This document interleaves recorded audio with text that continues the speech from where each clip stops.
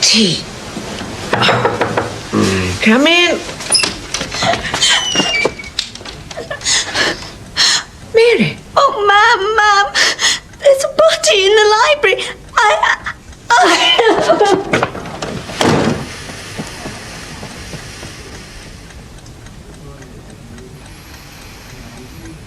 Arthur, wake up.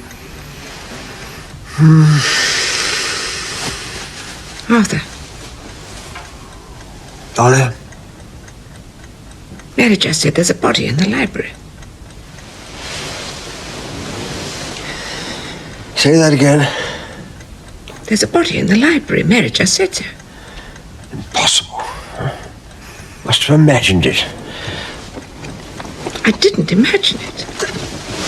I told you before, old girl, not to read this sort of thing last thing at night. Arthur. I hadn't managed to draw the curtains, huh? Arthur. I am not going downstairs to ask if there's a body in my library. Arthur?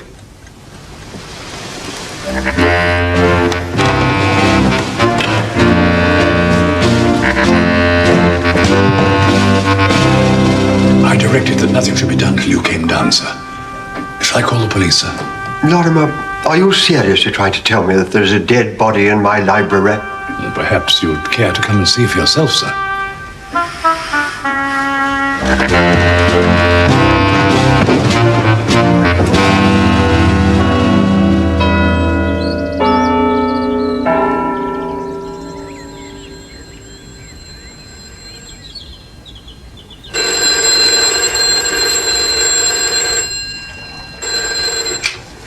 Hello, police house. Right. Bill! It's for you! Me? Hello? Who's there? Well? It's there, all right. But Arthur!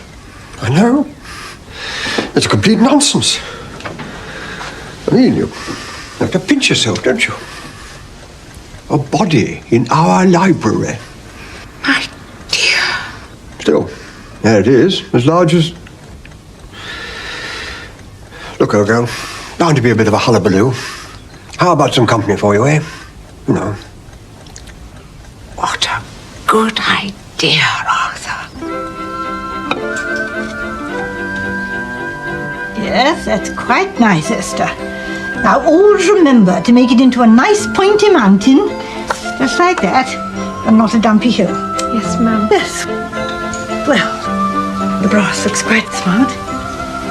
Yes, well done. Thank you, ma'am. Oh dear, well, I wonder.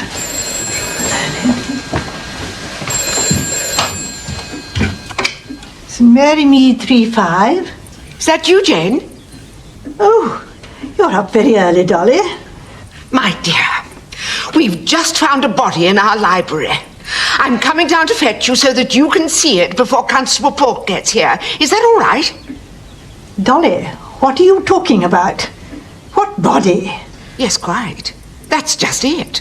We've never seen her before. It ought to be a practical joke, except that she's dead. She's a blonde, platinum blonde, in our library. You will come, won't you?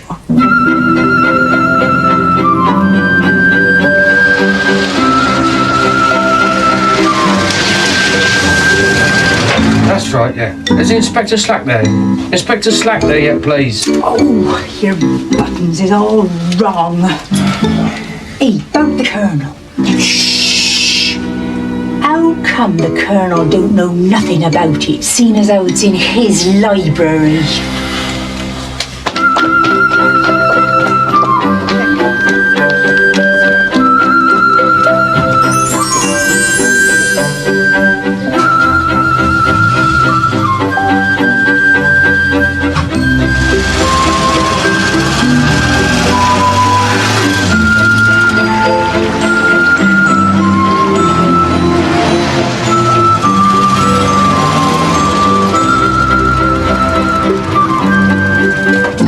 Bill!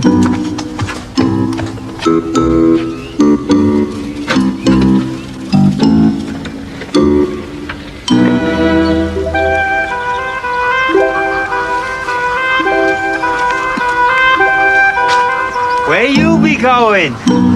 Gossington Hall!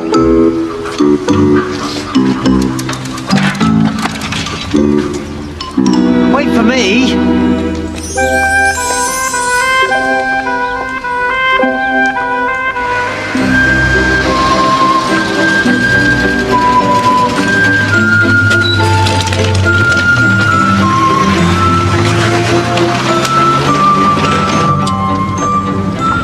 Arthur's being difficult. He doesn't think that I ought to enjoy myself about it one bit. But then I don't know the girl at all. And it's odd, but she doesn't somehow seem to be real, if you know what I mean.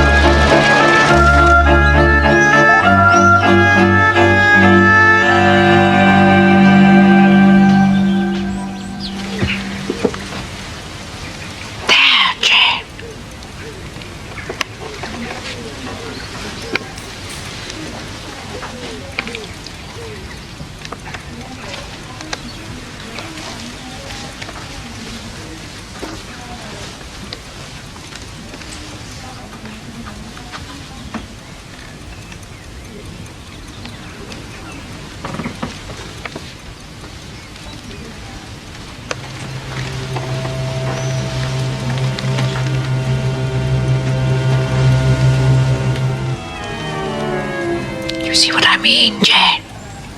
Yes. Yes, I do. I agree. She's not real.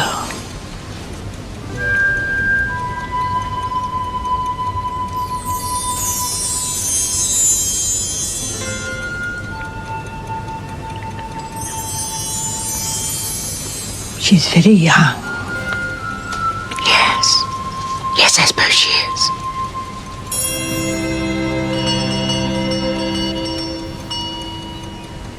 That's Constable Borg.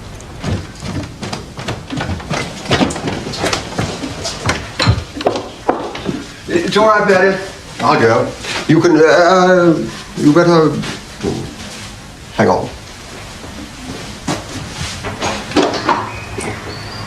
Ah, Paul. Good man.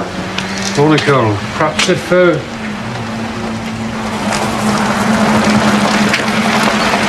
You didn't tell me you were bringing the Chief Constable over. No, Hello, Bantry. Just heard the news. Thought I'd pop over on my way in. Oh, it was very good of you. Has Inspector Slack arrived yet? Slack? No. Bad show, all this. In the library, I gather. Go on in, Constable. I'll join you in a minute. Mary will show you. Mary!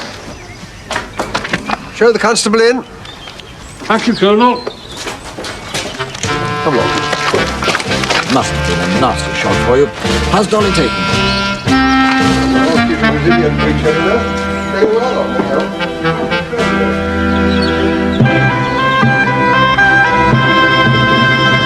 Huh? Miss Marple? Good morning, Bill. Don't worry, Constable. We haven't touched anything. Even a novice reader of detective stories knows that.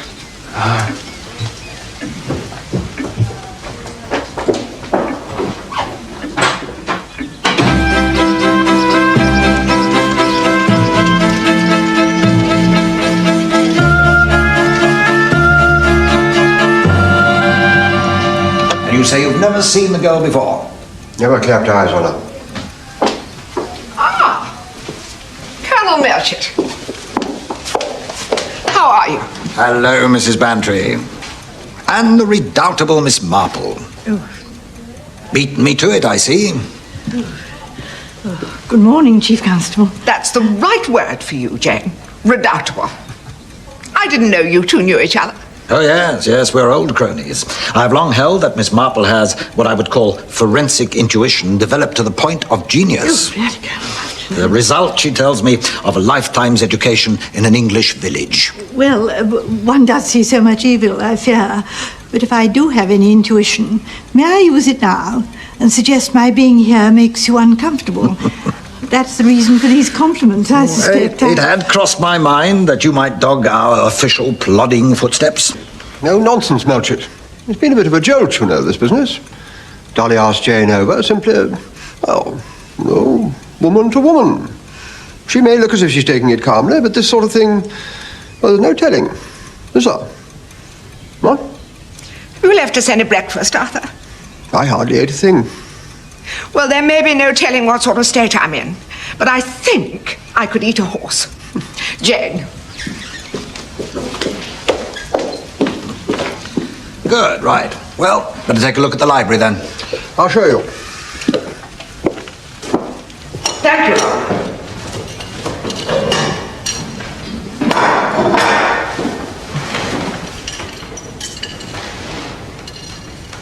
Thank you, Lorimer.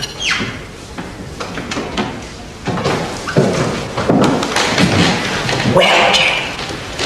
Well, I suppose it does remind me a little of Mrs. Cheffy's youngest, Edie, you know.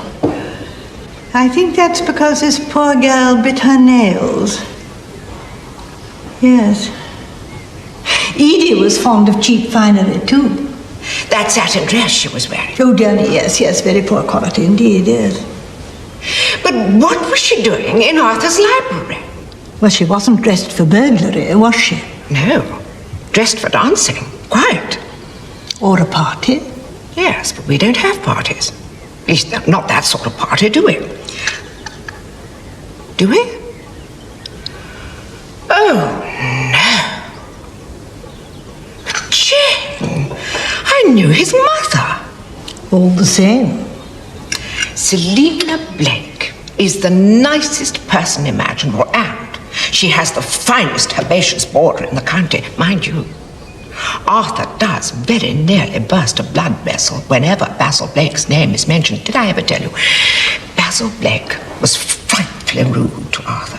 Terrible argument about the army, empire, that sort of thing.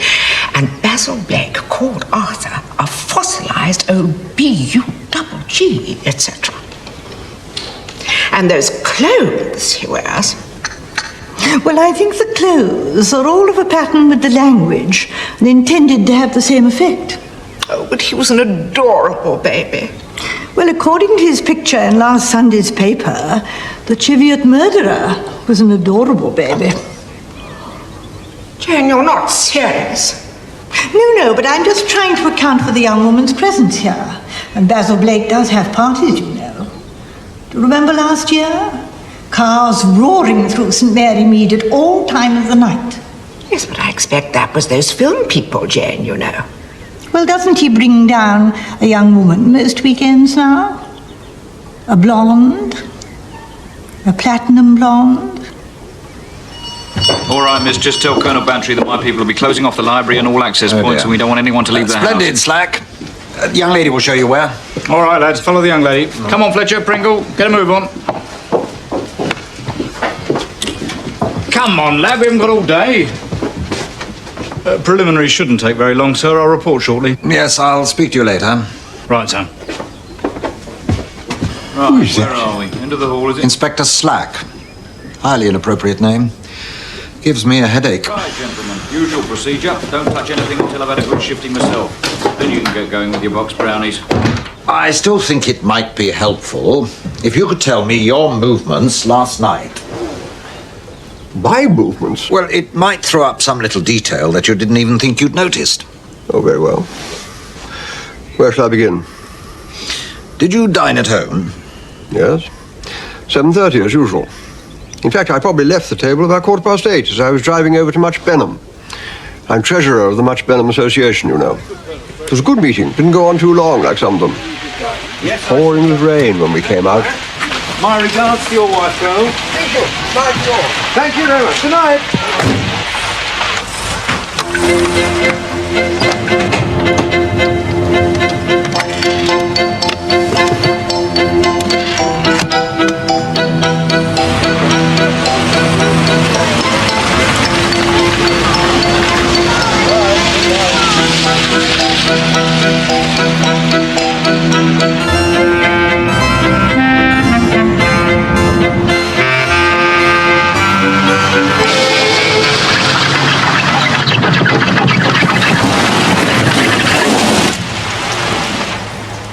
Blast.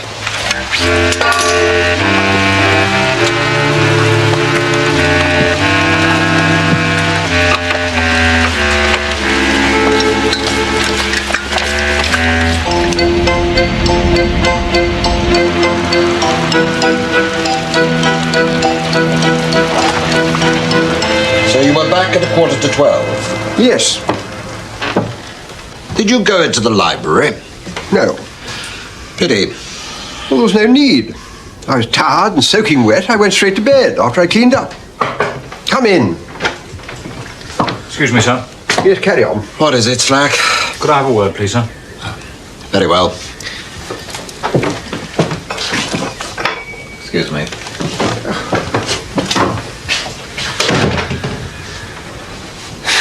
Dr. Haydock's here. I can't do much while he's conducting his rituals, so I've just been on to HQ, sir. And what have HQ got to say for themselves? Missing persons. They think they've got a likely candidate, young female from one of the big hotels down on the front at Danemouth. Danemouth?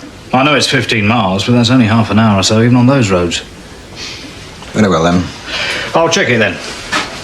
Yes, very well.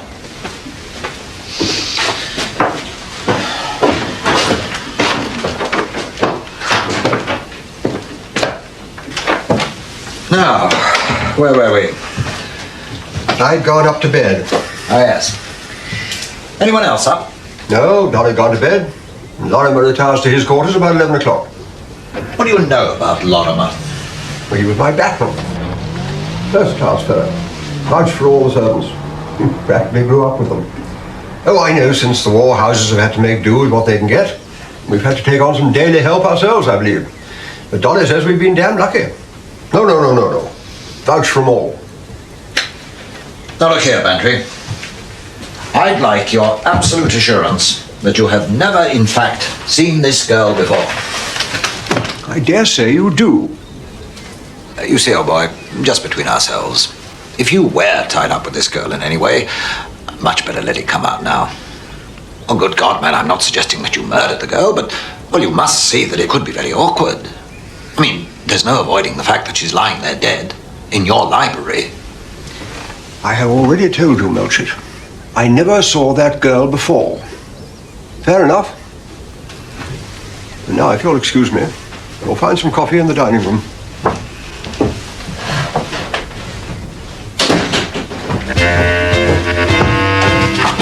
Okay, Nichols, and a couple more drinks in the window, please. You can't come in here, sir. Oh, can't I? But sir, Very howling. Sorry, sir, he just burst in. I couldn't stop him, could I? I'm afraid I am eating like a horse. Jane, you sure you won't join me? Oh, quite sure, thank you, Dolly, yes.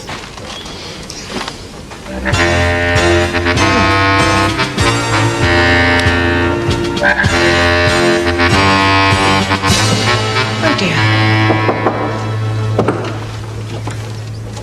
Arthur mentioned coffee. Of course, Colonel Melchett.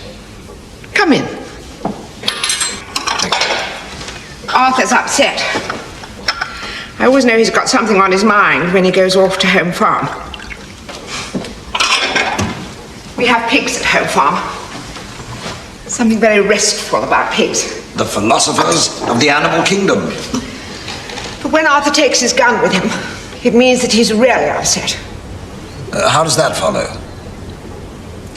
Well, he only takes his gun with him to pretend that he's not going to Home Farm. Which means he's pretending that he hasn't got anything on his mind. Which means, of course, that he's very upset. I'm afraid that may have been my fault. Awkward business, questioning a neighbour. I'm sure you were very tactful. But it's all been a bit of a shock to him, you see. Poor old thing. Doesn't even shoot anymore. Well, Colonel Melchett, can we help you in any way? No, but I'm sure Miss Marple can. She probably has the answer to this whole business already. Oh, no, nothing like that, I assure you. No. Nonsense. She's practically solved it already. Tell him about Basil Blake. Now, Dolly.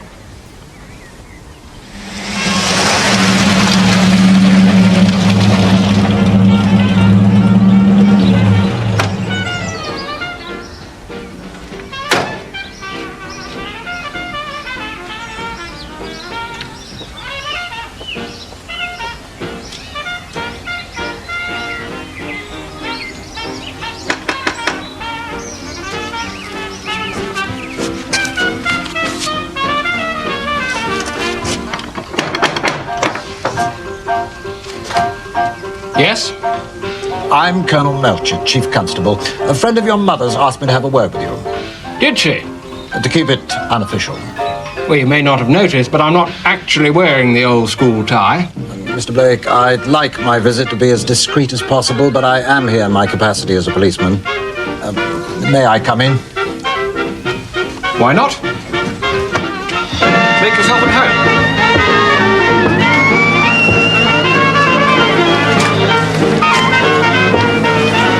Thank you.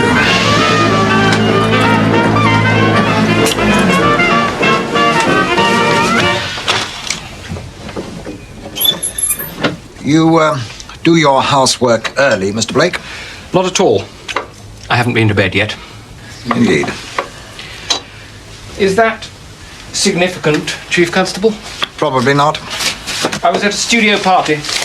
All night? Certainly. It was an orgy. Some of the things that went on would have exceeded your professional imagination. I got back at dawn. Drink? Thank you, no. Mr. Blake, are you alone here this weekend? Well, would appear so, wouldn't it?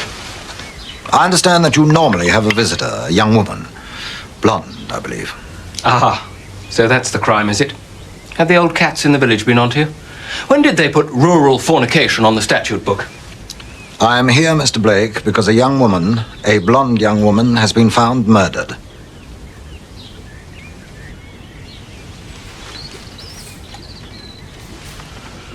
Blimey. Where? At Gossington Hall. Gossington? At old Bantry's? The dirty old soldier. Mr. Blake, I'll thank you I am not in the habit of procuring blondes for the decrepit gentry. And it's not mine either. I haven't lost mine.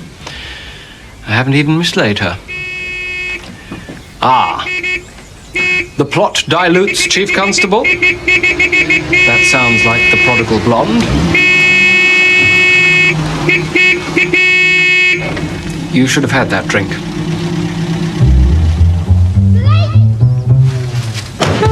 Blake! You bastard! Blake!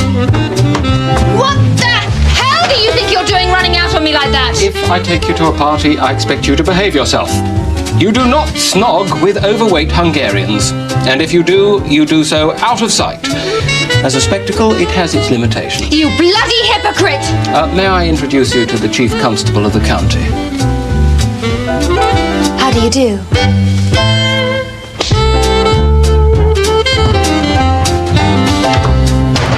There you are then, Colonel. My blonde bit appears to be alive and scratching. So why don't you go and see about Bantry's?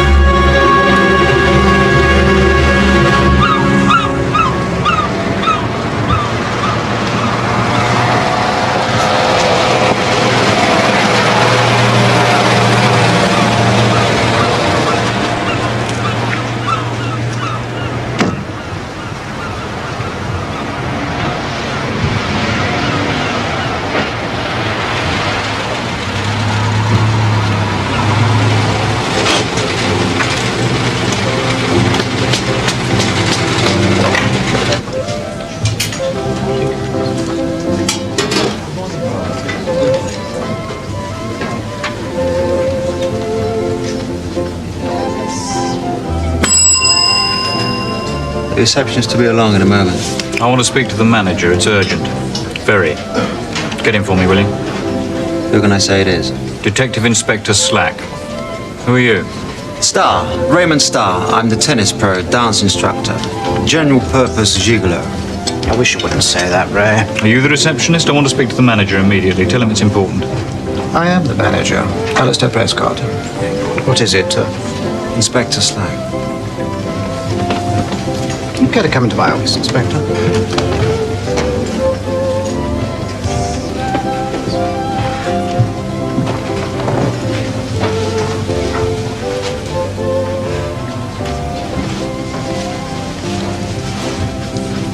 Good morning, Mr. Starr. Good morning, Mrs. Jefferson. All right, Ray, then. Was that a police car I saw outside? Yes. Inspector Lestrade has given Prescott the 3rd degree. Have they traced Ruby yet? I presume not. I think it would have been less officious if he had a success on his hands. Do tell me when you know anything, won't you? I better go now. The doctor's with the old man.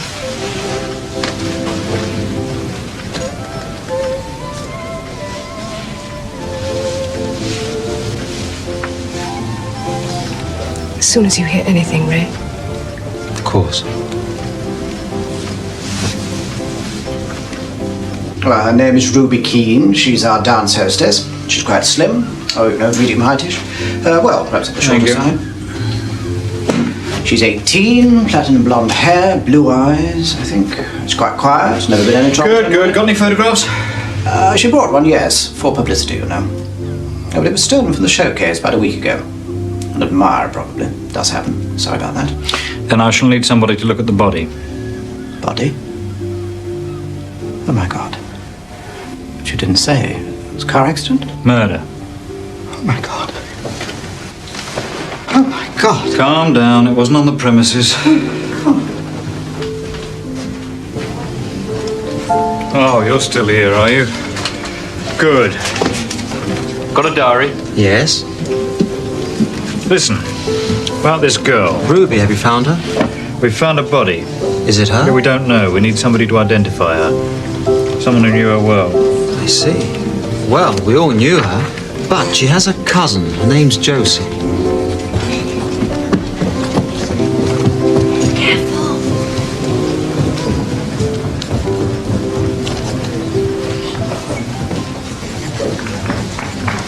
Can I help? Inspector, I'm Josephine Turner. Can I help you in any way? I hope so, Miss Turner.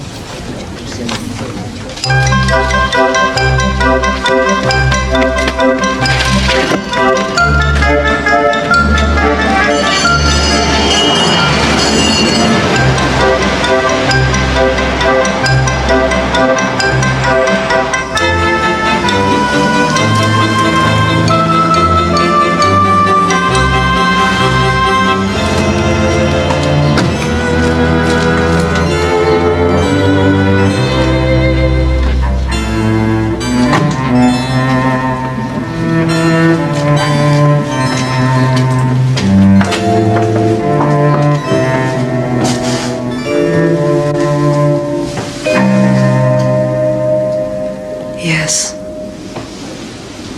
Yes.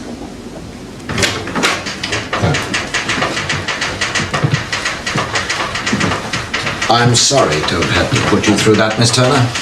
That's all right. You've no doubts. No, I'm afraid not. It's Ruby, all right. No, thanks. What happened? She was strangled. We think with the belt of her own dress. It wouldn't have taken much if she was surprised, you see. There was no significant struggle and no interference. The report is quite clear. She was a Virgo intacta. I see, thanks. It happened between 10 o'clock and midnight. Poor little Ruby. Men are such swines. Yes, I suppose it's a reasonable assumption that it was a man. Did you have a particular man in mind? No. No, Ruby kept all that side of things a bit dark. She wouldn't have told me. My guess is she wouldn't have had a boyfriend. You know, a regular boyfriend. Last night I began to wonder. Tell us about her.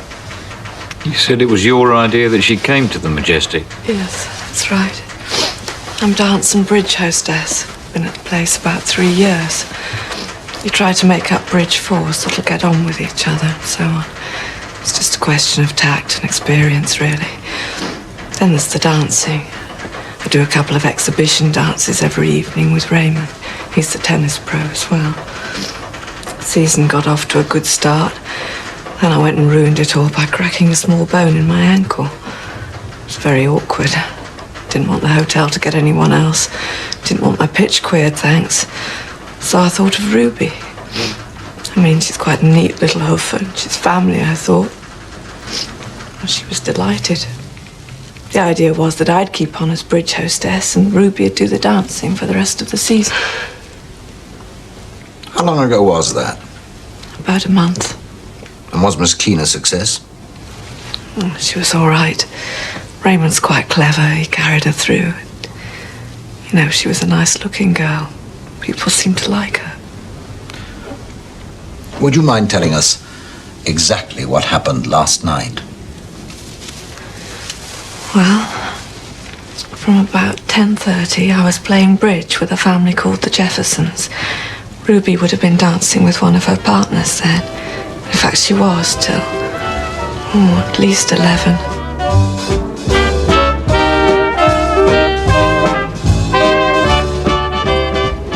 Next thing I knew, Ray came to tell me she hadn't turned up for the midnight session. So we both went to look for her. We're supposed to be on now.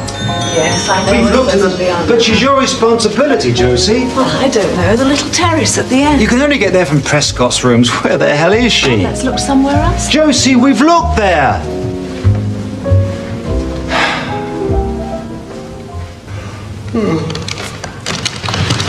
Come on, it's 2:15. It's too late now to give anyone a piece of your mind. You can wake the little minx up nice and early. That'll teach her. Good idea.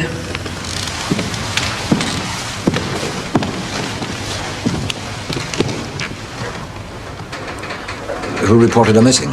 Jefferson, Mr. Jefferson. One of your bridge party, I suppose. Yes? Yes. I gather there was some resistance from the hotel manager, sir, but this Mr. Jefferson is one of their wealthier guests. Yes, but why him? Well, he had a soft spot for Ruby, I think. He's an invalid. He fusses. I see. Yes, well, I've no doubt we'll be speaking to him in due course. Now, did your cousin ever mention Gossington? Gossington? Yes, Gossington Hall. Never heard of it. It's where her body was found. Gossington Hall? How extraordinary. Do you happen to know Colonel or Mrs. Bantry? No. Or Mr. Basil Blake? Yeah, it rings a bell. Excuse me, sir. Could I have a word? In private? Very well. Excuse me, Miss Turner.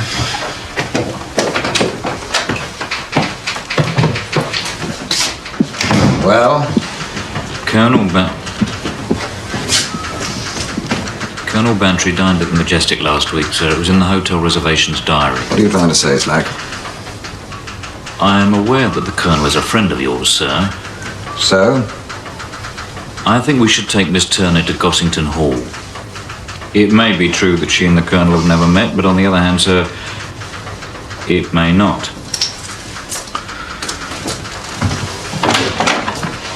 Miss Turner, I wonder if you'd do us just one more favor. Would you mind accompanying us to Gossington Hall? She was there on the hearthrug.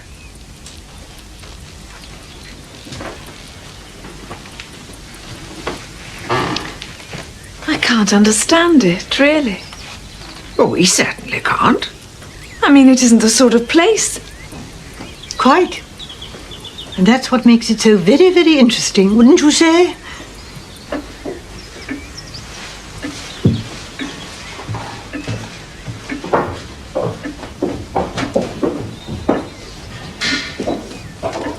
Your good man going to be long, do you think?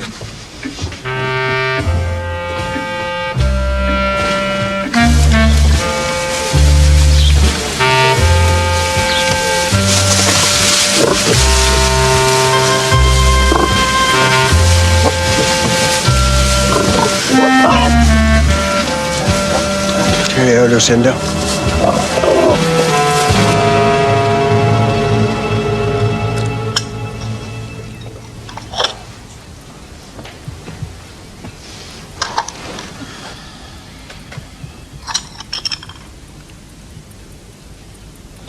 This scraper's useless. Lorimer, where are my house shoes? Johnny, if you don't want me to bring money to the house, either get Lorimer to fix that scraper or sort out some sort of house shoes. The war's over, you know. Oh. How do you do? This is Miss Turner. Arthur Bantry. Pleased to meet you.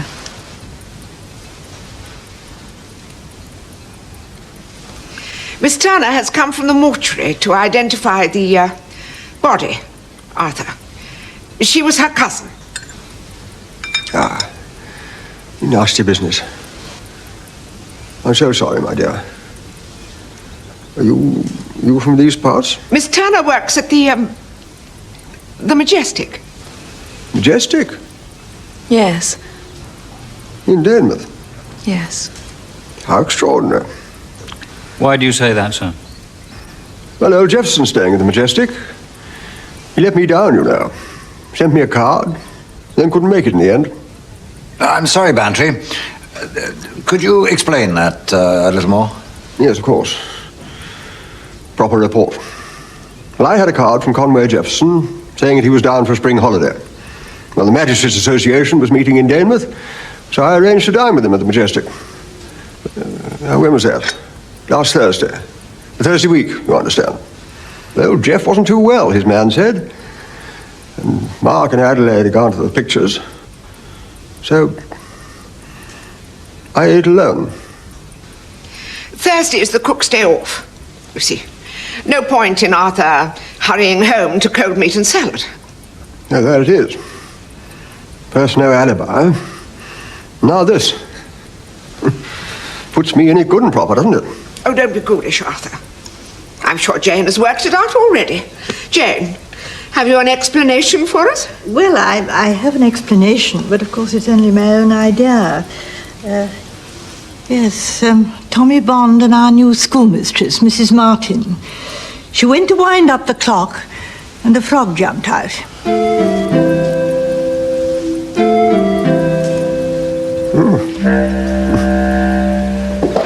I'll wait for you in the car, Miss Turner. How's old Conway? Any better? Oh, he's wonderful, considering he's very cheerful. And the family? Mark and Adelaide? They all right? Yes? Well? Yes, yes. But Miss Turner, they are all right, aren't they? I mean, they are nice people, as I remember. Oh, yes. Yes, they are, really. Anyway, cheerio then. Oh, Bantry, I just thought I hope you understand. Slack. I won't be a moment, Miss Turner.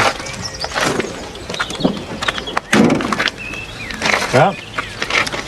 Ruby Keene may not have acquired a new boyfriend during the last few weeks, but I think there will have been someone sometime. Dig it out, will you? The other thing is this fellow Blake. Now, he claims that he was at a party at his studios most of last night.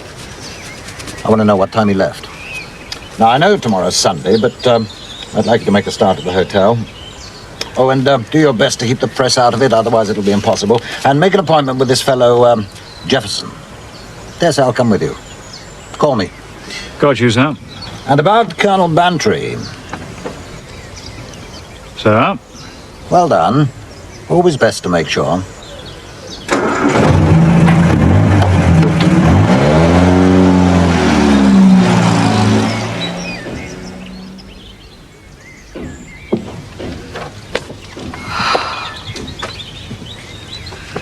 Well, Jane, what do you think of Miss Turner? Well, there's something worrying that young woman. She was quite all right until the Jeffersons were mentioned, and then her manner became quite altered. She hardly seemed upset at her death. Hardly at all. Quite so. Well, I don't think she cared for her. It seemed to make her more angry than anything else. Oh, did it? Oh, nothing.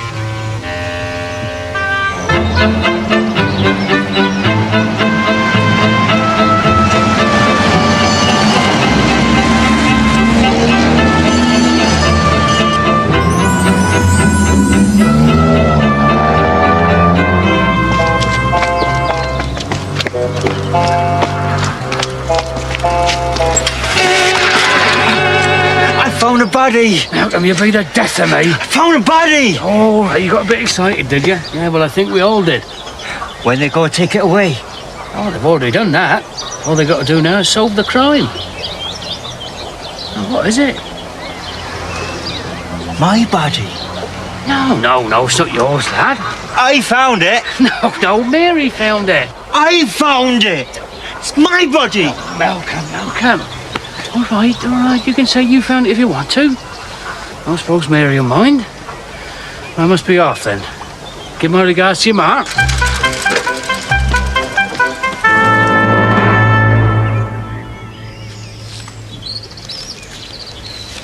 Jane, how would you like to spend a few days at the Majestic in Danemouth?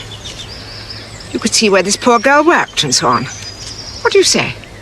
Oh, Dolly, I'm not very good at hotels, but if you really think... I'll come too. We could share a suite. I don't know. I feel I'd like the air to clear here for a bit. It's upset me a bit, all this business. I'd like it cleared up. Don't want Arthur brooding. He's not a natural brooder. It doesn't suit him. What do you think? I could book us in for tomorrow. Yes, I think a little sea air would be very pleasant. Do understand, don't you, Jane? Yes. Yes, I do. Just what everyone will be saying. It's so unfair. It's just a little silly sometimes about pretty girls who come here to play tennis, that's all. Rather fatuous and avuncular. Doesn't mean anything. Why shouldn't it? After all, I have my garden.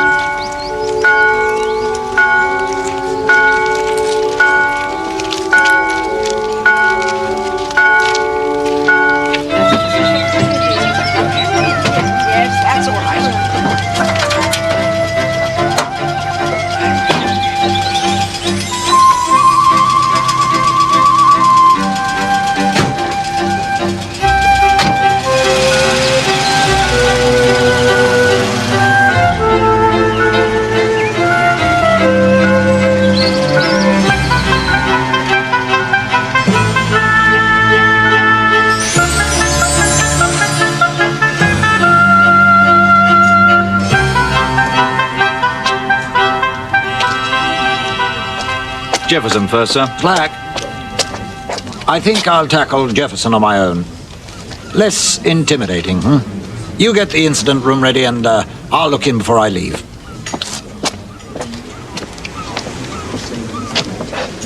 And Mr. Jefferson spends his money, I see. Oh, yes.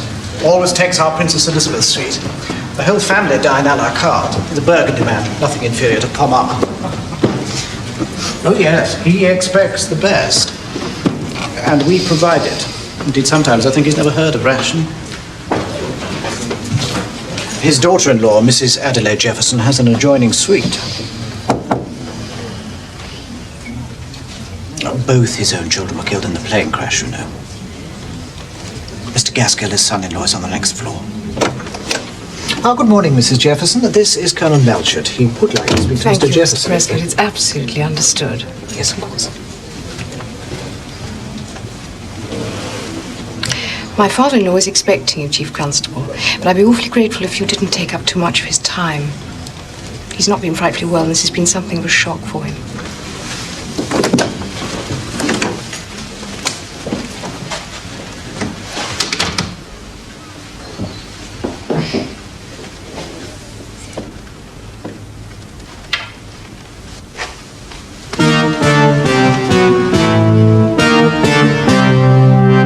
morning, Colonel Melchett. I'm Conway Jefferson. Thank you. That's lovely. Thank you. That's most kind. Now, could we have coffee for two, please? Yes, ma'am, certainly. Thank you.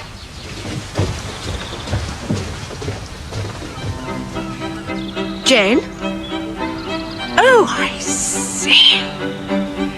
Isn't this just the thing? Sea air. Jane? Are you thinking?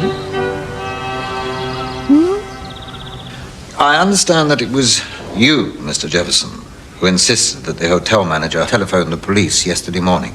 That is so. May I ask what your interest in this girl was? I was more than interested. I was going to adopt her. Ruby Keene was about to become my daughter.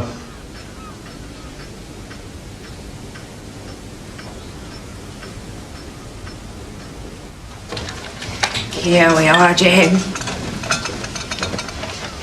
Isn't this nice? Oh, why am I such a muddlehead? You? Oh, but I am. Things swim in and out, pop up here and there. I don't know what they are or what they're doing. This poor child who's been murdered. There's something missing, you know. There's something linked with this business that hasn't yet been found. I don't know what it is.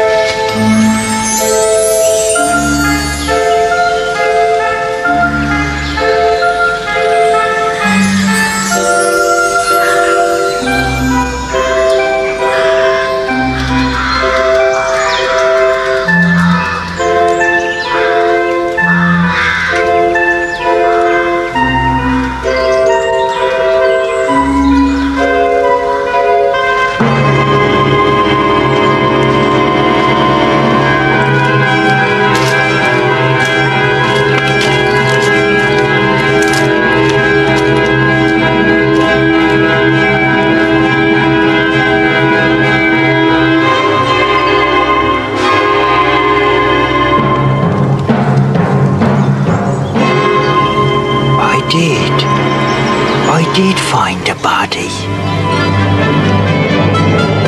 I haven't been to the seaside for years. And now instead of doing whatever it is one does at the seaside, here I am, sleuthing like mad, trying to clear my poor husband's name. I mean, it's potty, isn't it? Look around you. Would anyone think that 24 hours ago a perfectly strange young girl was found dead in our library? And now here I am with you, tracking down suspects at a 5-star seaside hotel. Murder at the Majestic. Oh, I'm sorry, Jane. Were you thinking? What? Oh, well, perhaps, yes. Ah, well then, I'll be quiet.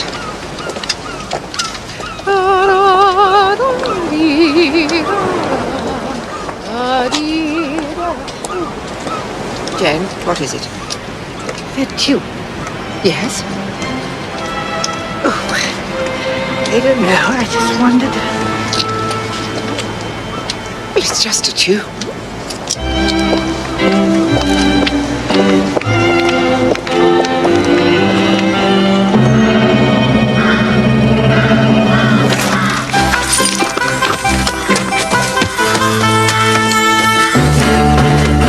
I suppose the key to it all was that 8 years of mourning were coming to an end.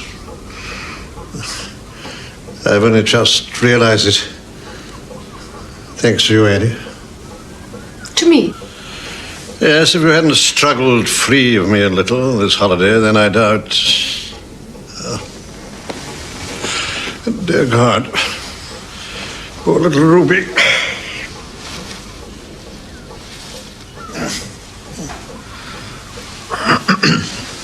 Yes, I'm sorry, Mr. Jefferson.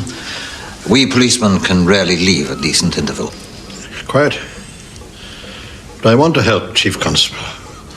Very much. What do you want me to tell you?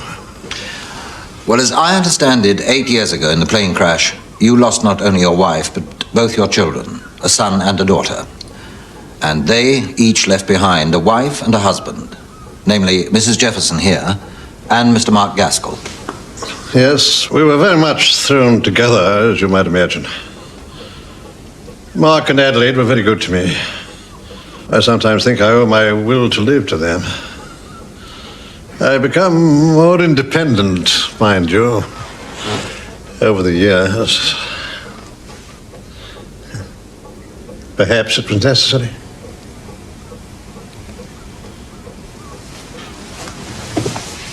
If you'll excuse me, Colonel, I really ought to find my son, Peter. Yes, of course. I'll see you soon, Jeff.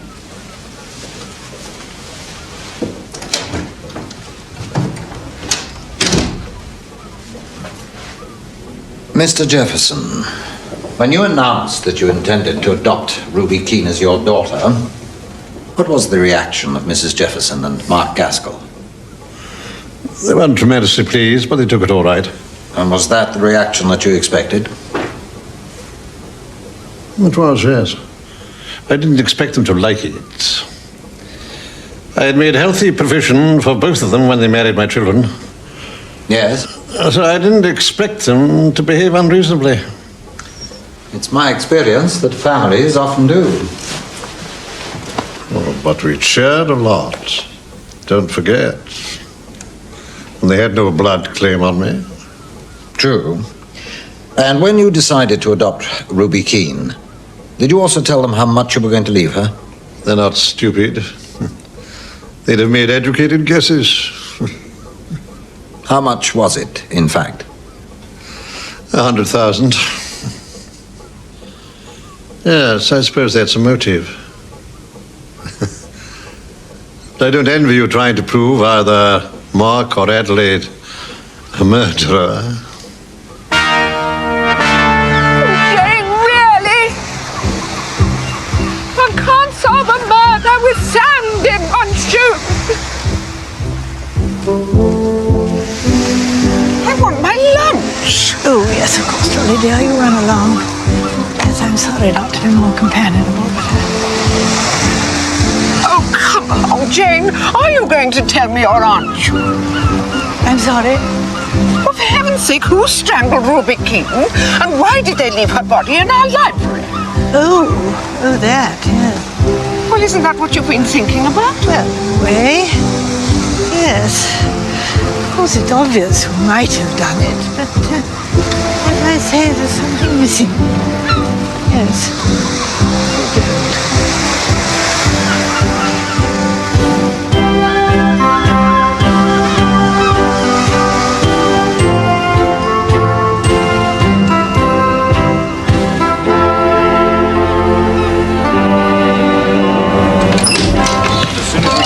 Direct line to HQ. Oh, and cars on standby 24 Inspector hours Slack's a day. table there. Backup table's here. Let's get on with it. Gotcha.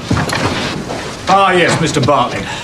Ruby Keene seemed happy enough to dance with you? I hadn't thought of that, yeah. Well, sort of her job, really, isn't it? Yeah, I think she was quite, I danced quite decently, you know. You finished dancing when? Gosh, sorry. Couldn't say. No idea at all? Sorry. It's a thing time, isn't it? What did you do after you stopped dancing?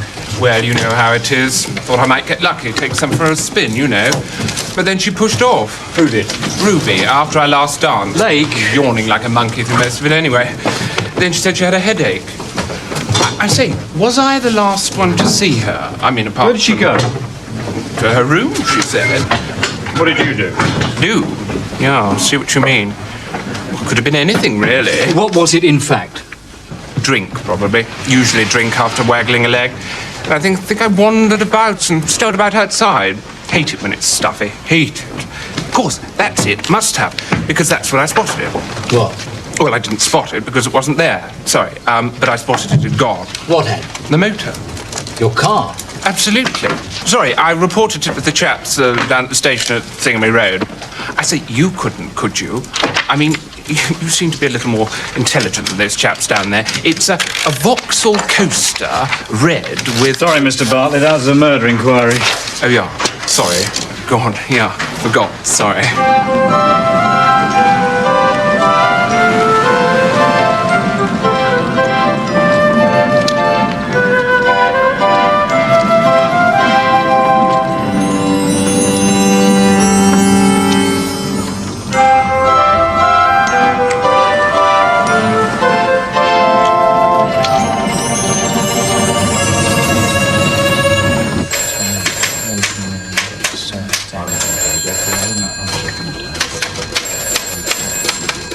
You were staying here alone.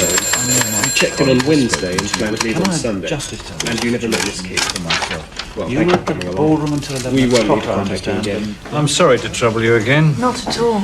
We need to establish... Blake! Sir? Perhaps you'd be so good as to... Hello. Yes, can I help you? Ackroyd? Mrs. Perkins. Yes, now what can I do? Now, Miss Turner. You were walking your dog? We need to establish the actual times, you see, of your cousin's movements. And, of course, the movements of others who are involved. Yes, of course. Now, you said in your previous statement that she did her exhibition dance with Mr. Starr. Yes, that was 10:30. There or thereabouts. She used to look forward to it. Ladies and gentlemen, Miss Ruby Keane!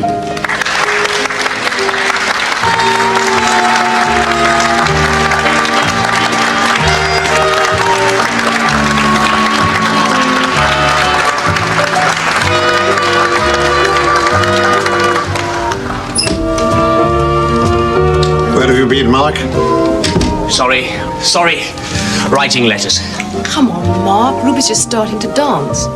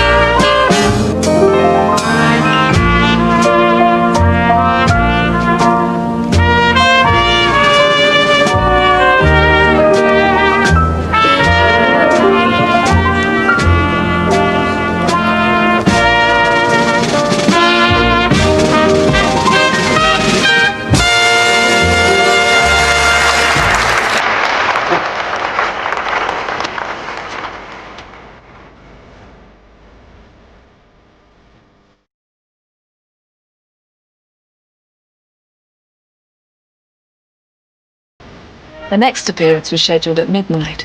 It was just after that that Ray came over to the table. He wasn't pleased.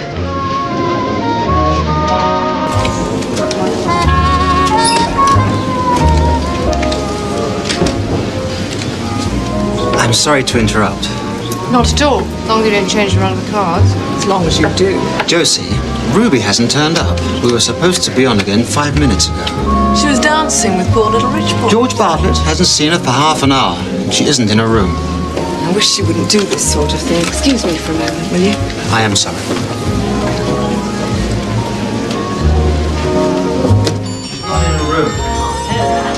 But we're supposed to be on now.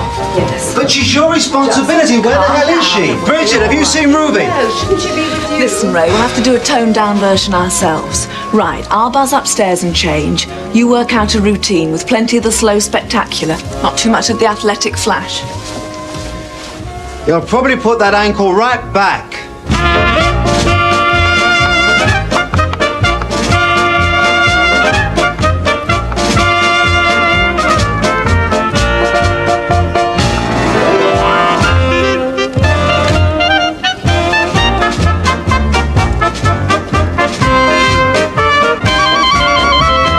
Stayed up for her? Till nearly 2.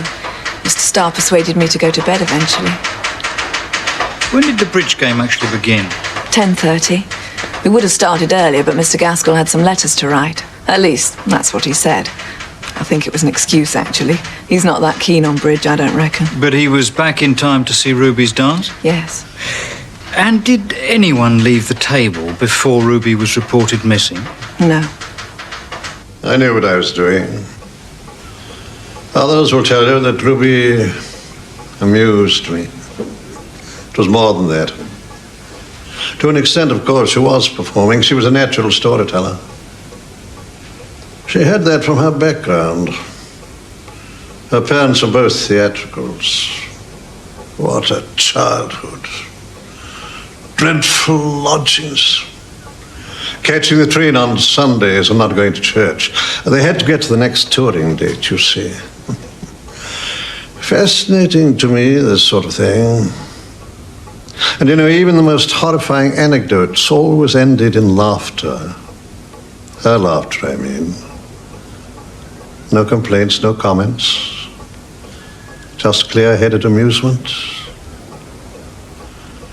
She had a marvelous knowledge of life, and it had left her unsullied. Unsullied? Yes. I want to make that clear.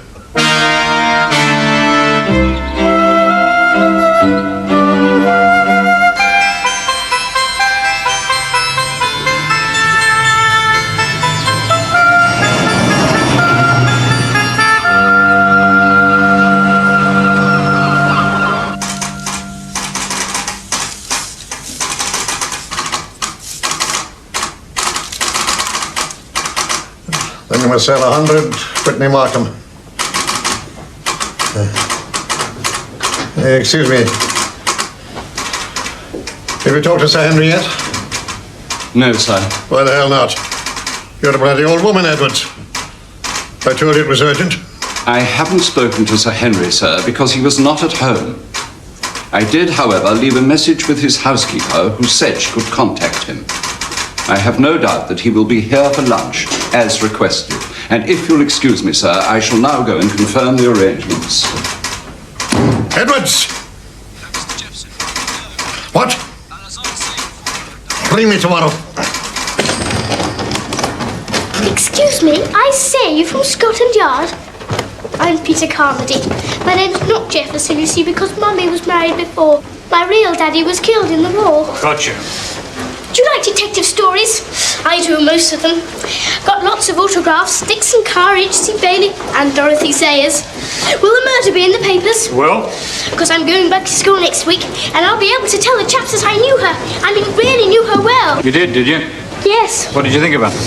Not much, quite honestly. She was pretty thick.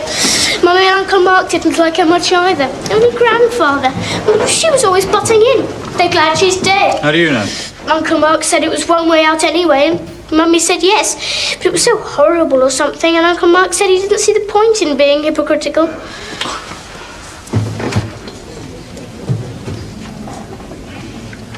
Sir? Thank you, Slack. Thought I should take a look at Ruby Keane's room for myself. Of course, sir. Your prerogative, sir.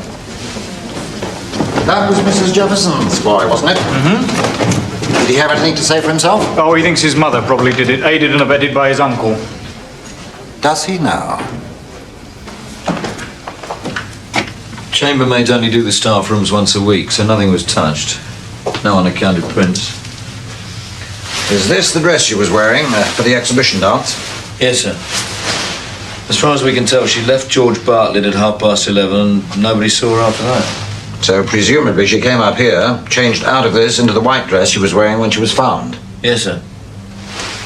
Who occupies the other rooms on this floor? Only Josie Turner opposite. The other rooms are empty. The extra summer staff use them later. So there was no one to see her.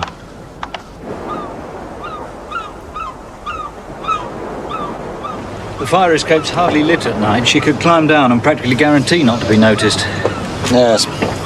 There's only one reason why a girl changes her dress. Quite. She was going to meet someone. I'm sorry you had to cancel your little gathering. I was looking forward to it. Everyone's catching it. The Naylors rang last night to cancel their due. Yeah. Never mind. Yes, yes. Well, my regards to Mrs. Duffy. Goodbye.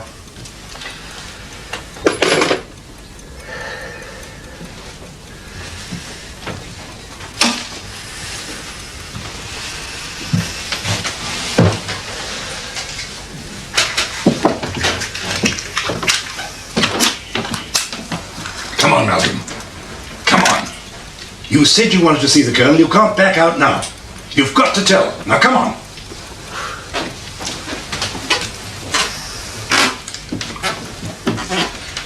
Here's a good lad. Malcolm? How's the world with you?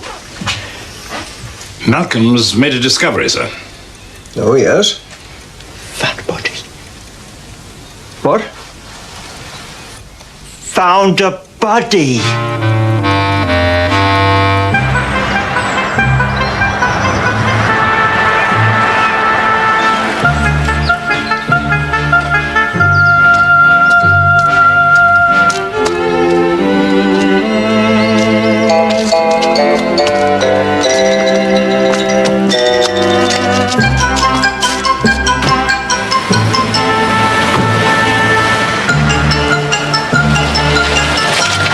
She was going to meet somebody. Now, suppose it was a boyfriend and he was a bit of a hard case. Exactly the sort of person she'd want to keep dark so as not to foul up her chances with Jefferson. It's hardly surprising nobody knew about him. Now, suppose she tells him that Jefferson is going to adopt her. Well, he doesn't like this a bit. Going to take her right out of his class. He's good as lost her. Now, he probably doesn't mean to kill her, but he's stupid, doesn't know his own strength. Panics, wrings her neck, drives around a bit, hardly knows where he is. Passes Gossington Hall. Big house, easy to break into. Dumps her there to divert attention and clears off to London. Well, I think it's about the best line we have at the moment. There is the financial motive, of course, but at this stage it looks as if Mrs. Jefferson and Gaskell have a cast-iron alibi. Well, I must be off.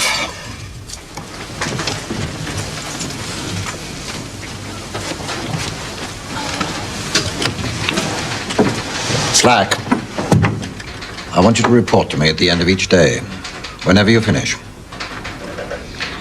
The Bantrys are neighbors of mine. Huh?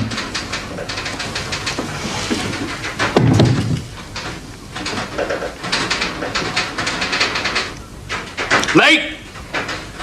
Tell Prescott, that's the manager, that I want to speak to that flash piece of goods who teaches tennis. What's his name? Starr. Bridget, pop down to the tennis courts and ask Mr. Starr to come up. He should be finished by now. There, I'll send Mr. Starr along to the room that we've given you. Thank you, sir.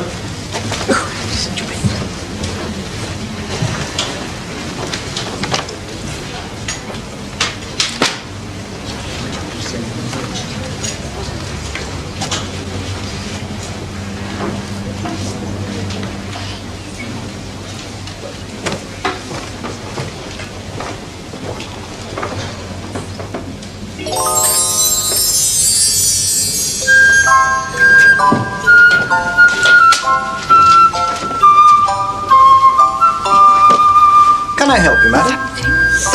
Something I've seen and I don't know what it is. Madam. Oh, I beg your pardon. How can I help you, madam? Oh, I only wish you could. I sometimes feel we have no control over what our eyes decide to see or not to see. Oh, that's it. Yes, I should like to buy one of those newspapers. No. Compliments of the house. Oh, thank you very much. I only knew her as a dancing partner. She seemed a very pleasant girl, a bit dim. What about men? Well, for what it's worth, I always thought of her as very innocent. She spent most of her time with the Jeffersons. I assumed she was missing a family. Did you know that Mr. Jefferson was planning to adopt her legally? Crafty little maiden. Not so dim, perhaps?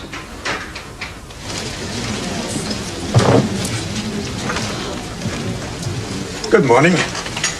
My name's Clithering. Would you telephone Mr. Jefferson's room? He is expecting me. Yes, indeed. Sir Henry Clithering. I'll phone his suite now, sir. Thank you. Sir Henry Clithering is downstairs. Thank you. Mr. Jefferson's suite is on the first floor, sir. His man will meet you at the stairs. Thank you.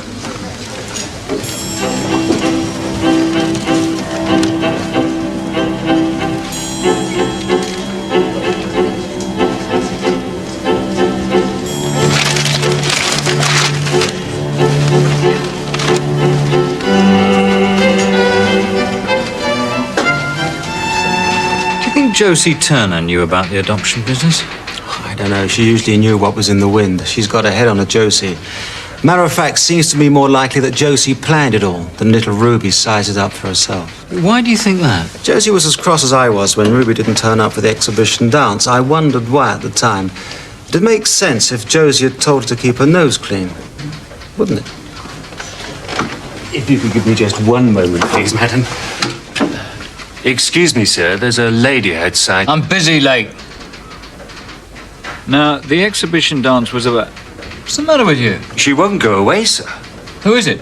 I don't know, sir. A Miss Marple. Let her in. This way, please, Yes. madam. I'm so sorry to interrupt you, Inspector. It's just that it's so important. I thought you ought to know. It's this missing schoolgirl in the newspaper. Oh, yes, madam. What about her? She's... Well, I don't know what she is, but I know that it's important. Well, I'm afraid I'm not putting this very well, but... Oh, why do I keep thinking of Mozart? And the girl. Why do I keep thinking it's too late? Do you know her, Miss Marple? Now, there's another thing. No one seems to know anyone else in this business. This business? Are you suggesting that the missing schoolgirl is in some way connected with the death of Ruby Keene? Of course. How? Well, I don't know how. But what is being done about this missing schoolgirl? It's not my department, I'm afraid. That would be local. I'm county. If you're really concerned, Miss Marple, I should have a word with the duty staff at Danemouth. That would be the Harold Road station. Do you know it? Oh, dear, oh, dear. Well, it's probably too late, anyway.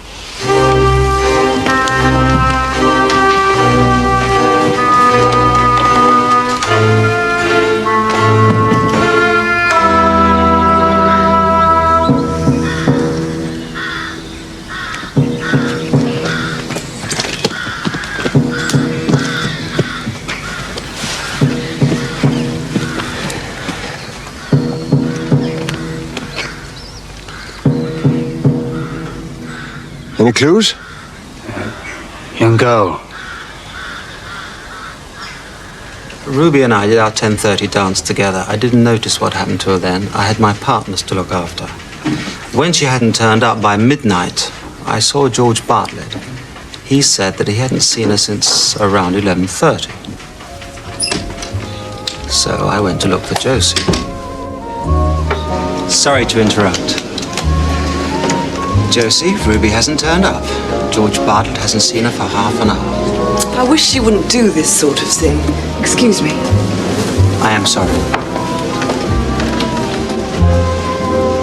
Damn little fool.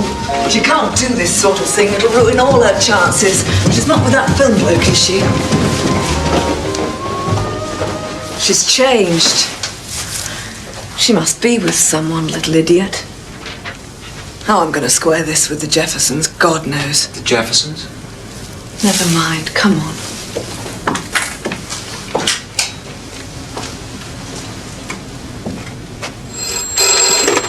Lake Hill? Who do you think Josie Turner meant when she talked about that film bloke? Chap who comes here occasionally. Basil somebody. Where? Got a weekend cottage somewhere around. I suppose that's who she means. Thanks. Excuse me, sir. Well? HQ, sir. They think they found the schoolgirl. Think? The body's very charred, apparently. She's in a burnt-out car in a disused quarry about 5 miles from here. Ben's Quarry. The car's a Vauxhall Coaster, sir.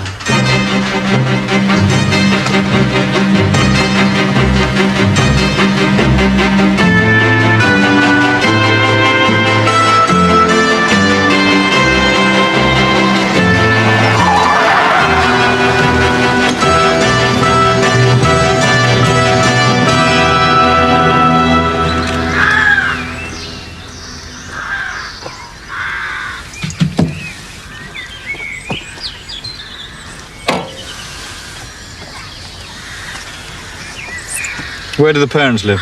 Westcliff, sir.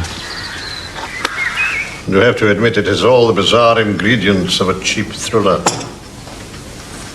Most extraordinary. That really is the most extraordinary story. Arthur Bantry's place. What do you want me to do? What I would do if I went in this damn chair. Find out who killed the girl? Yes, you're the professional.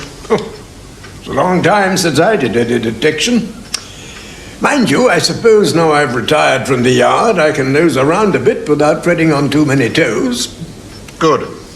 All the same. May I make a suggestion? Do? Did you know that downstairs in the foyer is one of the most formidable criminologists in England? Really? Oh, yes. And I can lay you almost any odds you would never recognize her as such. Her? There she sits, an elderly spinster. Sweet, placid, so you'd think. Yet her mind has plumbed the depths of human iniquity and taken it all in the day's work. How do we involve her? I expect she's involved already. She lives in St. Mary Mead, only a couple of miles from Arthur and Dolly's place. It's extraordinary. She knows the world only through the prism of that village and its daily life. By knowing the village so thoroughly, she seems to know the world.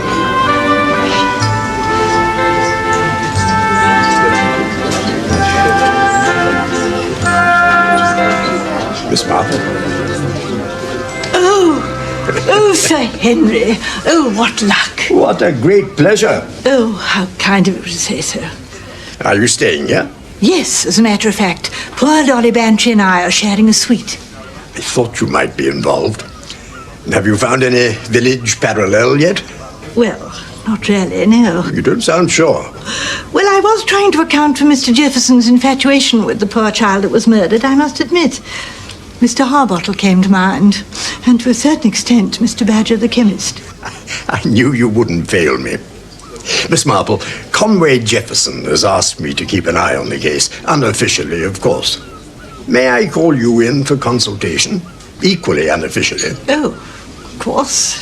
Sir Henry, if you think my little ramblings would be to the purpose. Oh, good. Then may I ask you and Mrs. Bantry to dine with me this evening?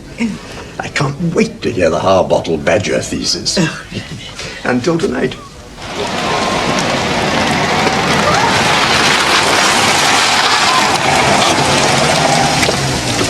What was her name again? Reeve, Major Reeve. The girl was called Pamela. Pamela Reeve. Reeve.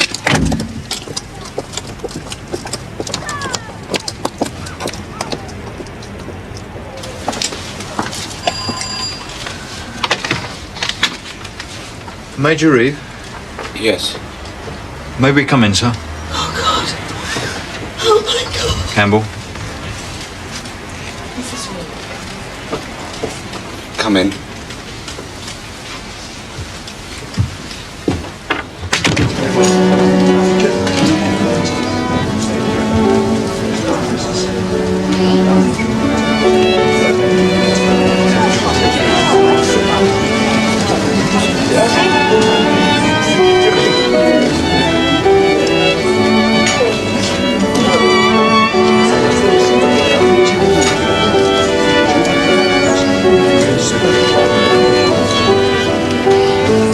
I don't think Conway Jefferson is a nasty old man, you know, Jane. Oh, certainly not.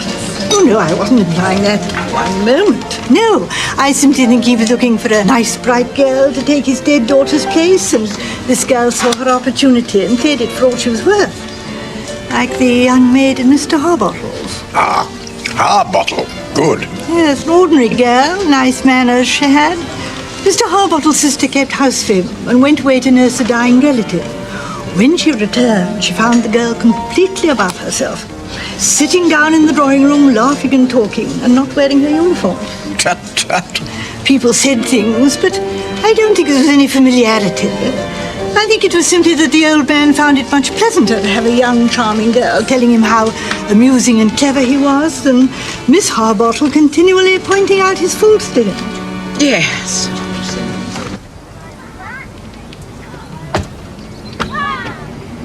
So you think it was foul play? Yes, sir. We think she was dead before she was placed in the car and that somebody tried to destroy the evidence. We found containers for several gallons of fuel. I see. You don't think she was... We think she was killed because she was an unwitting witness to another crime. We don't believe the motive was personal in any way. You mean sexual? Yes, sir. Another girl has been killed, and we think Pamela may have stumbled across something that made her too dangerous for the murderer. Do you think you feel up to answering some questions now, sir? We want to catch this person, and we need all the help we can get. Of course. Now, according to your first statement, when you reported her missing at Harold Road, Pamela left Westcliff to attend a guides rally in Danemouth, and you expected her home for supper? Yes. She was supposed to come home by bus? The local station questioned some of her friends, and they all agreed that Pamela said she was going down to Woolworths and would catch the bus later from the depot. Is that the sort of thing she often did? And she had no other plans? Not so far as I know. She hadn't got a real boyfriend, anything like that. Like playing games. She was a sporting.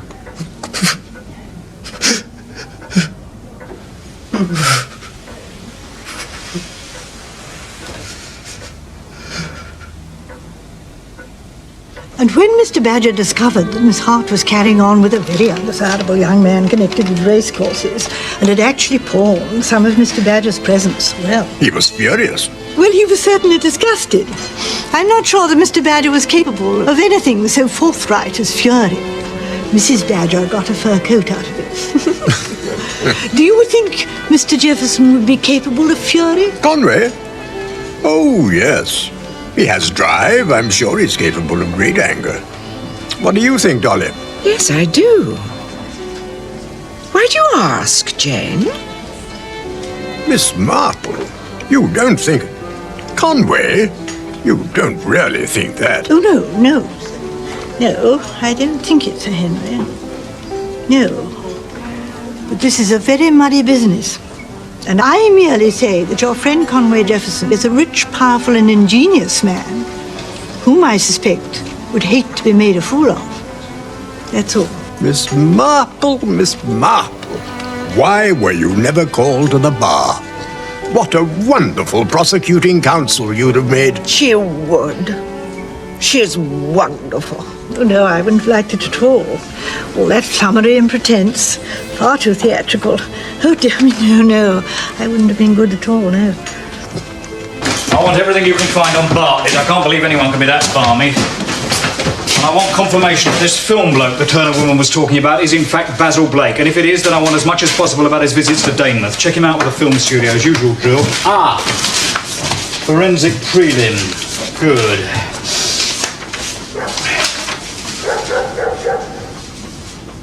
Here, was there a long-haired rug in that library? No, the hearth rug was a patterned oriental sort of thing. That dress she was wearing had some long hairs stuck to it, apparently. White hairs. Not wool. There it was, probably a goat. Mountain goat, something like that. Mountain goat rug.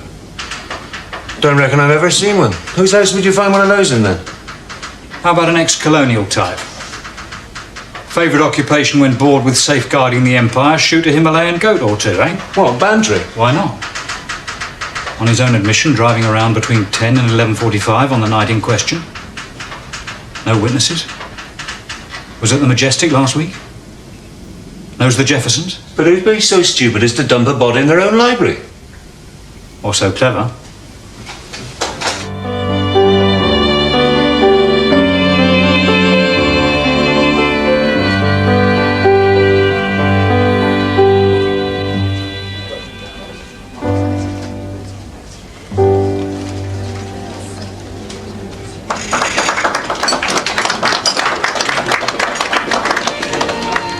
I certainly think that if Ruby had had a young man, she would have been careful to keep very quiet about it.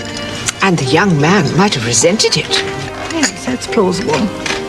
You know, it struck me when her cousin, Miss Turner, was at Gossington yesterday that she looked angry with the dead girl. Of course, it may be that she was hoping to do well out of this business of her adoption.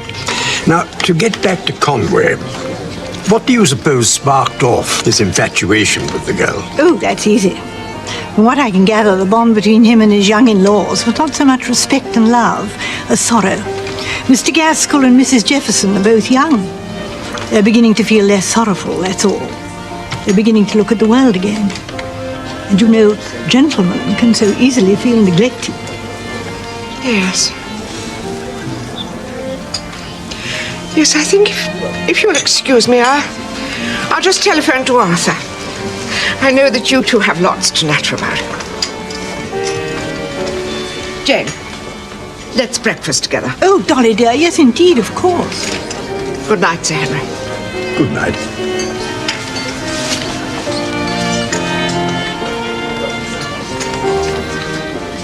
Why did you refer to Mrs. Bantry as poor Dolly this afternoon? Well, Sir Henry, it seems to me that this may well be the sort of crime that never does get resolved, like the Brighton trunk murders. That would be disaster for the Bantrys. People would think there's no smoke without fire. Some will even say it, too. They'll be quietly shunned. Colonel Bantry is very sensitive. He'll turn in and in upon himself. He's probably started already. I think this could quite literally kill them.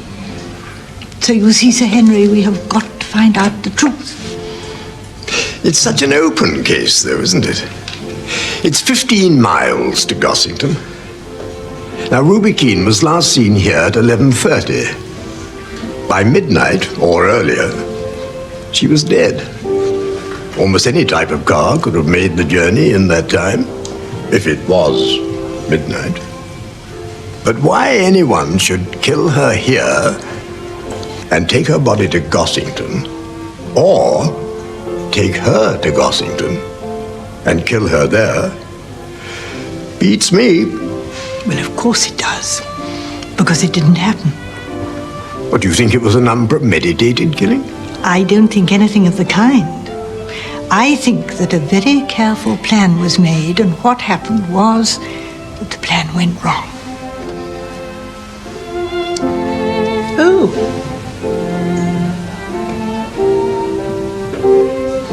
What is it? The orchestra. That tune. Dolly was humming it this morning. Do you know it? It's been haunting me, and here they are playing it. Do you know what it is? I'm not very up on the latest thing. It's Mozart, Sir Henry. Now, why do I keep thinking of it? It's jolly nice. It's a mystery. But then we all are, aren't we? Even to ourselves.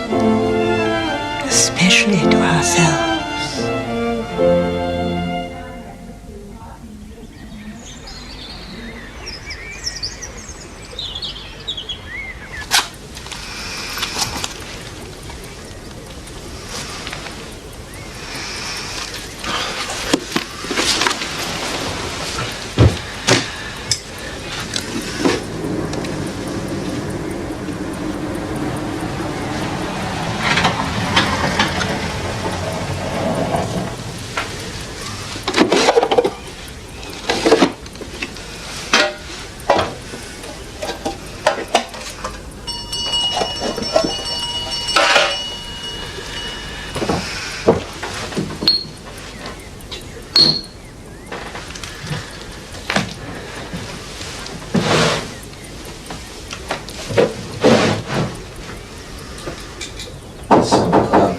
Come in. Ah, that's the police again. I'm afraid it is, sir. There's no need to be afraid, Lorimer. No, sir. You seen any tobacco? No, sir. I think I'll go and get some. What do they want, then? They're asking if we have any long-haired white rugs in the house, sir. And have we? Not white, I believe, sir. Pale, yes, I said. They want to take samples. Of what? Of the hairs in the rug, sir. Of the hairs in the... Well, let them search the place. If this is the open season on hairy rugs, let them loose. Oh, why not? All right, go ahead. Turn the place upside down. Liberty Hall! Liberty Hall!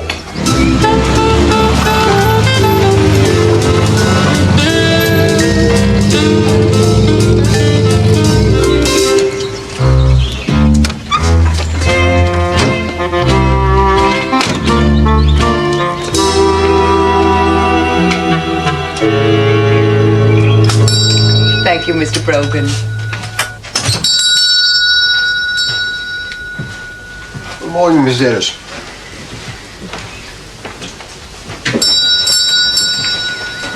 Morning to you, Mr. Brogan. Morning, Colonel. What can I get you? I think I'll take a 2-ounce tin of my usual, please. Certainly, sir.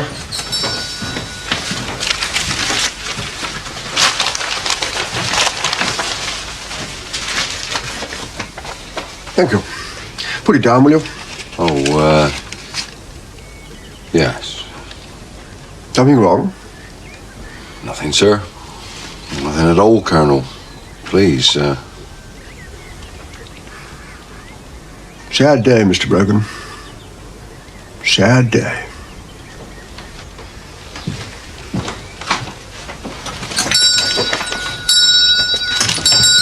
You were going to refuse him tick, weren't you? Just because some madman dumps a body in his house, suddenly he's untouchable. My God, this place. Give me Babylon any day.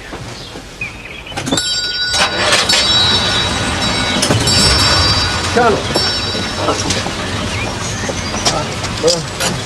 What is it, Blake? I just wanted to say how sorry I am, sir. You are? About what? This business of the body in your house. It can't be very amusing. I must say you've got a damn funny way of putting things sometimes, Blake. Well, quite. It must be awful. Something so inexplicable. It's inexplicable. Quite. I just hope it isn't, Look, I think I'll be on my way. If there's anything I can do... Look, Blake, you and I have never got on very well together in the past, have we? Thanks for the offer and all that. But I can't see that situation changing. Can you? Good day, Joe.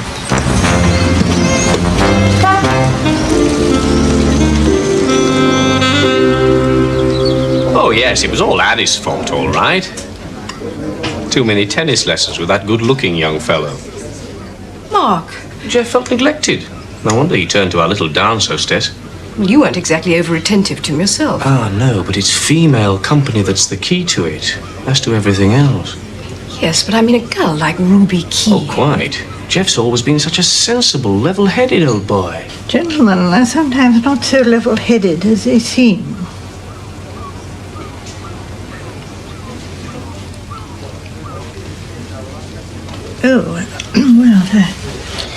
How is Conway today? I thought he looked well enough yesterday, but I hear he's been ill. Yes, he's all right. Tell me, Ruby Keene, what was she really like? Oh, Lord. Well, I don't see why we shouldn't talk about her. She was a common garden gold digger. Oh, Mark. And she knew her stuff. We never spotted her. Luckily for her, I'd have wrung her neck. Mark, for heaven's sake.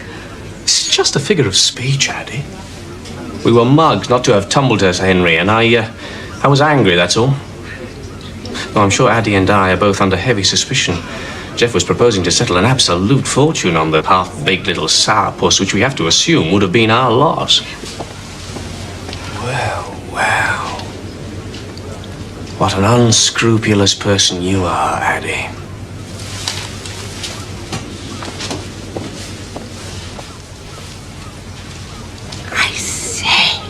Isn't that dear old Hugo McLean? Yes. Addie only has to whistle and along he comes, wagging his tail. The most reliable man in England. He's hoping to marry her, of course. Do you take this sack of potatoes to be your lawful wedded husband? I don't know. Well, will you excuse me? My daily duty. Jeff's constitutional. A quick burn up the corniche in the wheelchair. Bye.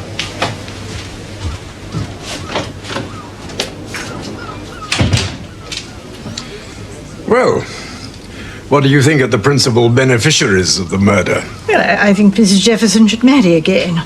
She's a likable woman. She'd make a good companion. No wonder Mr. Jefferson missed her. And Mark Gaskell? Oh, he's a downy fellow. Village parallel, please. Mr. Cargill, the builder, he bluffed a lot of people in having more done to their houses than they wanted to, and then charged them the earth. He married money, too, like Mr. Gaskell. So you don't like him? Oh, yes, yes, I do. Oh, yes, I think he's attractive, but he doesn't take me in. A downy fellow who talks a little too much, that's what I think. And there's another little story.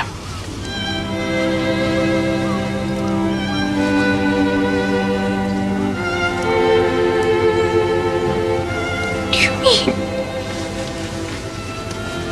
Are you suggesting that that star fellow is entertaining ideas of marrying Mrs. Jefferson?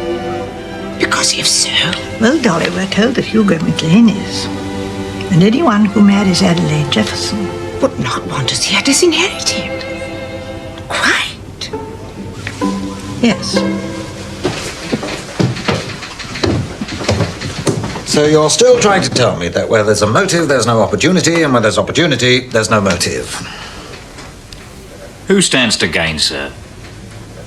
Mrs. Jefferson and Mr. Gaskell. Both playing bridge from Ruby Keane's exhibition dance until, well, after midnight.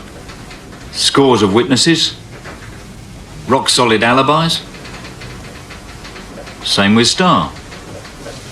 What about Blake? He was at a studio party until the small hours. He knew Ruby Keane, we think, but there's no discernible motive. Bartlett? Well, he had the opportunity, true. And he can't account for his movements for the time when she was killed. And the Reeve girl's in his car, but everything else is against him. There's no motive in either case. Amiable sort. Completely dim. Oh, we're following him up, but it's 1,000 to 1, that. By the way, sir, I suppose Ruby Keane really was dead by midnight, was she? Ah, now, I'd already asked myself that question.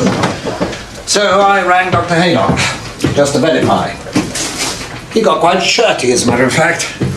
Now, he puts midnight as the absolute limit. Yes, here we are. Apparently she was heavily drugged before she was killed. A barbiturate. Which doesn't look like impromptu violence, does it, sir? What, a random killer, you mean? A psycho? No, I don't think so. Melchett? Oh, yes, Lake. We contacted the night watchman and it seems Basil Blake was seen leaving the body around 11 o'clock. Thank you. Shall I phone Inspector? No, he's with me. I'll tell him. Very good, sir. Yes, goodbye. Apparently Basil Blake was seen leaving the studio car park at about 11 o'clock on the night in question. Would that have given him time? Yes, sir, it would.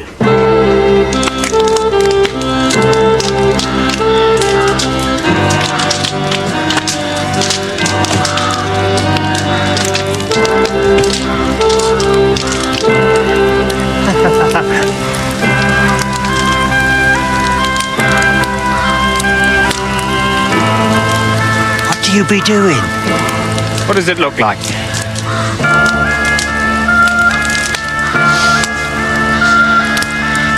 That do stink. You be burning your car? No. My old granny, as a matter of fact.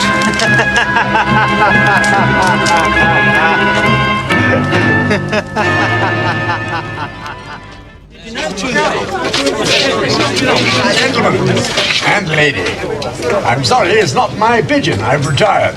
And what is more, I'm on holiday.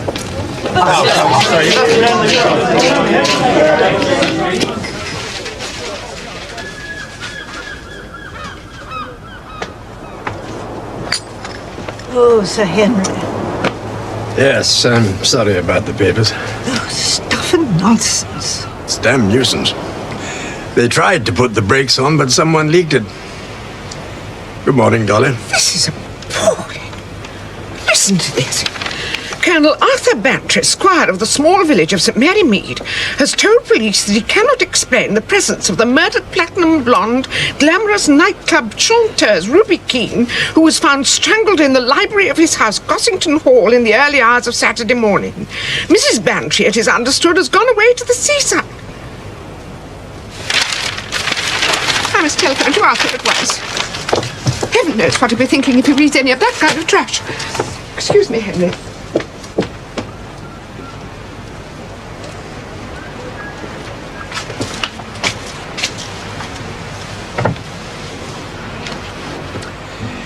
Have you thought any further?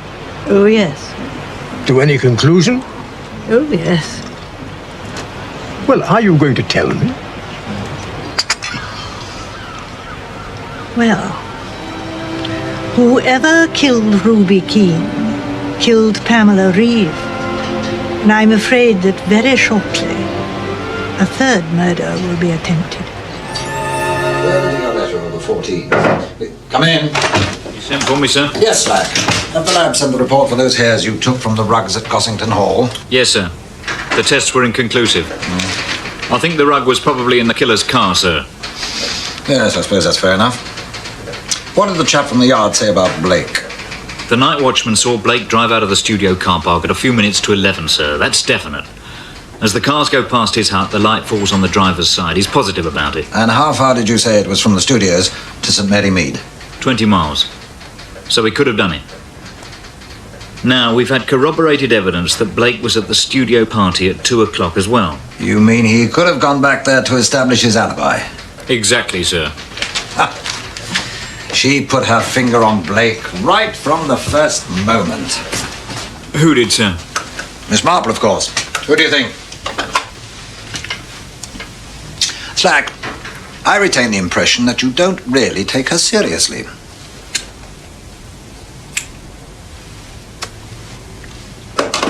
I'll do you. In what way, sir? Let me give you a piece of advice. That old lady is tougher-minded, more cynical, and just plain cleverer than most barristers you'll meet in what I hope is going to be your long and no doubt distinguished career. Excuse me. Yes? Sir Henry Clithering? What, downstairs? You are behaving with an ridiculous way. I mean, everything you're doing is silly. Everything you're doing is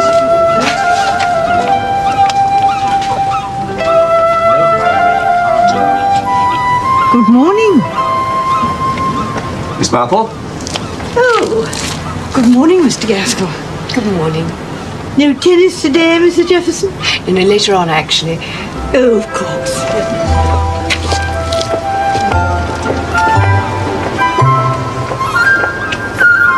But with respect, Sir Henry, we've already taken statements from all Pamela Reeve's friends.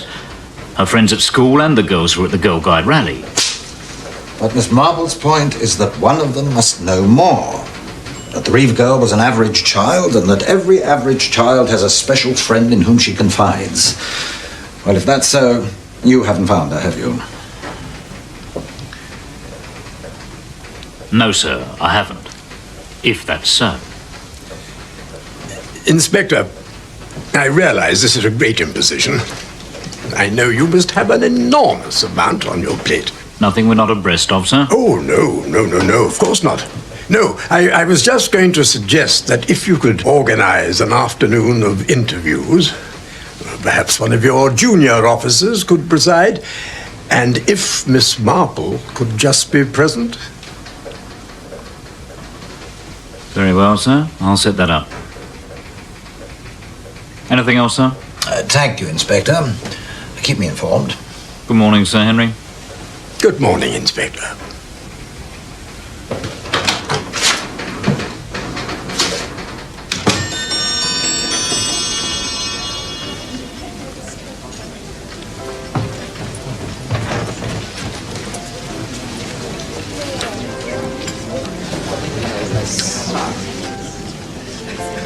Excuse me, are you a detective? No. Somebody told me you're a rather important detective from London. I mean, the head of Scotland Yard or something. Miss Marple. Oh, Sir Henry. Well, I can see that one person at least is enjoying this horrid business. Yes, I am, rather. I've been sniffing around to see if I could find any clues, but I haven't. Got a souvenir, though. My mother wanted me to chuck it away. Honestly, parents. Look at this. Fingernail, you see? One of hers. Fingernail of the murdered woman. Oh. What do you think? Good, isn't it? Where did you get it? Well, it was quite lucky, really, because nobody knew she was going to be murdered then. It was on the night in question, you see. Ruby caught a broken nail on Josie's shawl, so my mother cut it for her and told me to chuck it away. I just put it in my pocket to chuck away later and forgot. Do you think it's nearly lunchtime? I'm very hungry. Josie! Josie! Hello. Hello, Peter. How are you? Oh, good morning, Miss Turner. Is everything all right? I can't leave the hotel. Reporters, they don't care, do they? I daren't leave the building. Oh, dear. Anyway, better get on. Josie, I want to interrogate you. How long did you know the deceased? Peter? It's been worrying me how to account for her nails. Her nails? Well, they were so short. A girl like that usually has elegant little claws. But I suppose if she'd torn one, then she might have had to clip the others to match. I wonder. I don't know. Well, oh, there's Slack. I'll go and ask. Inspector? Yes, Sir Henry? Just a detail. Did you find any nail clippings in the girl's room? Yes, sir. Whole lot in the wastepaper basket. Oh, good. Thanks. Managed to set up the interviews yet? I'm seeing to it now, sir. I'll let you know. Miss Marple. Amateurs. Deliver me from amateurs. Sir, not only do we have a retired chief taking a busman's holiday, we now have the flaming attentions of an aging spinster to contend with. Give me some straightforward robbery with violence. Anything more on Blake yet? Yes, sir. Quite a lot.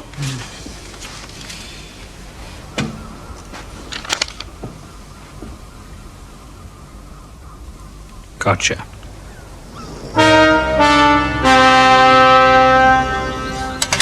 I don't want it.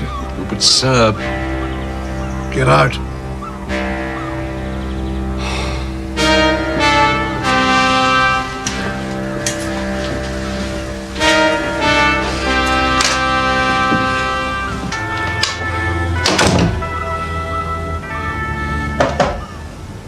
Edwards? Edwards!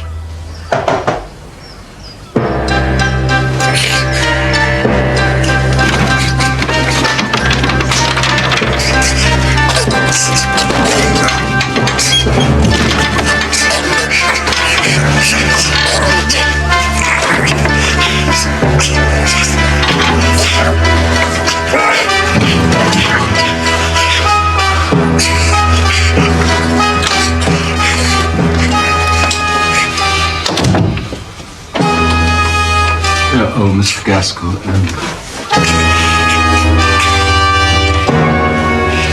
What's the matter, Edwards? You look as if the cat just died. I'm not sure he'd welcome a visit, sir. What is it today? The glooms or the shouts? He's refusing his medication, sir. Oh, that's bad. How's about me trying? Well, you can try, sir. Good. You bring it out. Very well, sir. Morning, Jeff. What have you been up to? Humping furniture? 5 black marks for overdoing it. Oh, go to hell. Now, Jeff, it's like Adelaide to come over and have coffee with you today.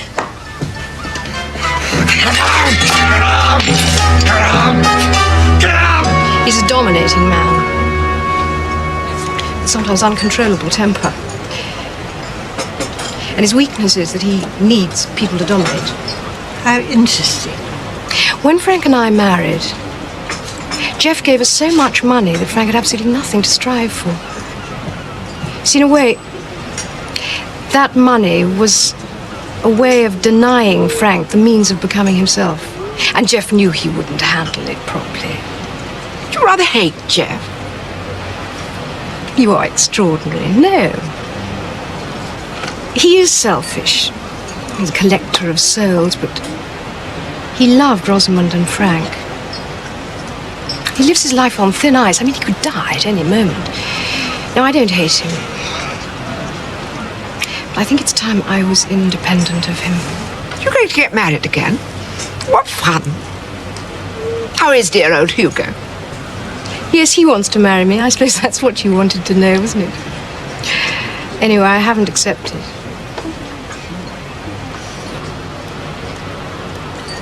Forgive my asking, Mrs. Jefferson, but I wonder, did you like this poor dead girl, Ruby Keene? She was a vulgar, gold-digging simpleton. I didn't like her, no. When I discovered what she was up to, I'm afraid I was very angry. I could have killed her. Adelaide, for God's sake. Hello, Hugo. Right. So, we know that Blake left the studios and returned, giving him time to carry out one or both murders. We've established his presence in Danemouth on 3 separate occasions and his presence at the Majestic at least once. We've established that he knew Ruby Keene. Blake lied about when he left the studio party. Lied about being at the Majestic. I think it's time we had a look at Mr. Blake's car, don't you? Tell Blake we need a statement, just routine. We can't have a shufti in his automobile while he's making it. Have you set up those interviews with the schoolgirls? Oh, yes, sir. All the girls in Pamela Reed's form are also in the Girl Guides. Right. What about the financial inquiries? Sir? Mrs. Jefferson and Mr. Gaskell. Oh, yes, sir. They're both hard up, matter of fact. Gaskell's in debt, quite a packet, but I thought we dropped him. Cast iron alibis. 100,000 green ones is as good a motive as you'll get, but it won't wash in this case. Now, I think we'll have a look at Mr. Blake's car.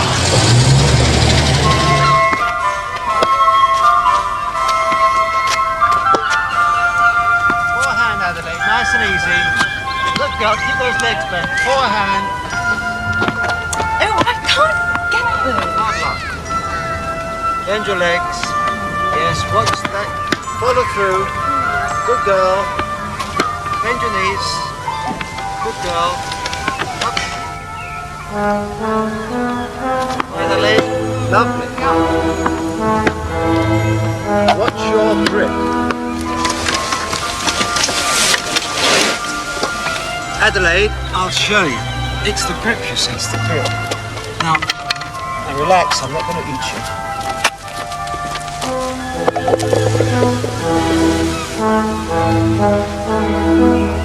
You see, fork the thumb there, on there, and grip it nice and tight. You see that? Oh, I see.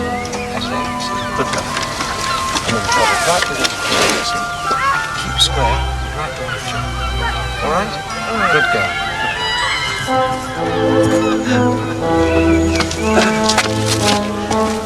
I think we've got you down for 11:30 tomorrow, Adelaide. Is that all right? Fine, Ray. See you then.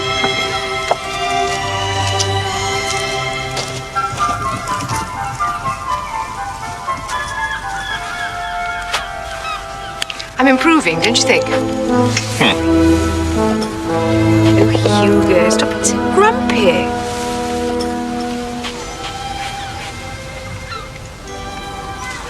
Ray. Ah, Mrs. Cumberton, on time as usual. Yes. Off you go then.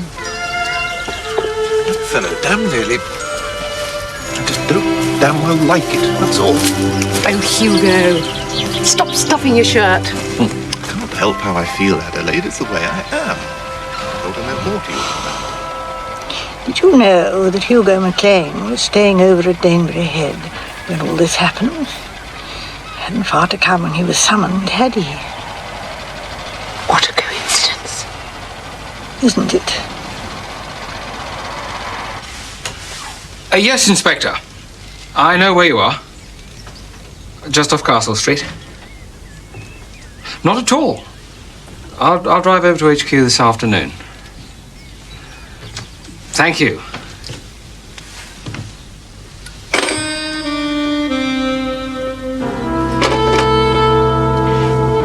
routine.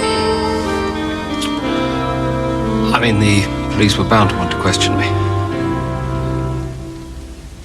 What's going on, Blake? Blake? I've got something to tell you, Dee Lee. All right, Griselda. Thank you, dear.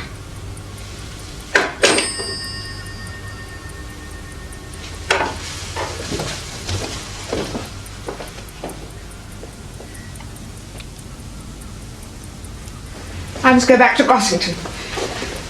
Griselda says that people are saying that I left because I couldn't bear the shame of it. That must mean that they think I believe all the horrible things they're saying. I'll keep this sweet on, Jane. You will stay, won't you, and clear this thing up? Oh, Jane, you're so clever. Why haven't you solved this mystery by now? You don't seem to be getting on at all. I thought you'd know at once. No, dear, I didn't know at once. Not for some time. What?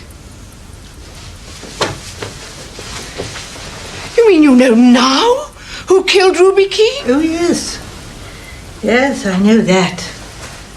It's a question of the others. Who else, you see? Jane, you're not to tease me, you're to tell me at once who it is and what you mean. Oh, no, that would never do at all, Dolly, dear. Why wouldn't it do? Because you're so indiscreet. Go around telling everyone. Or at least hinting. No, there's a long way to go yet. Great many things that are still quite obscure.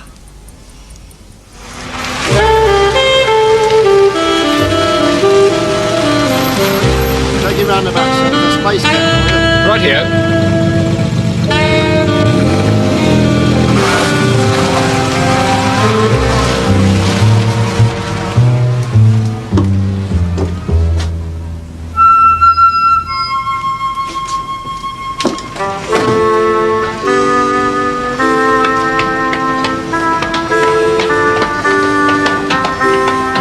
Okay, let's start at the back of the car.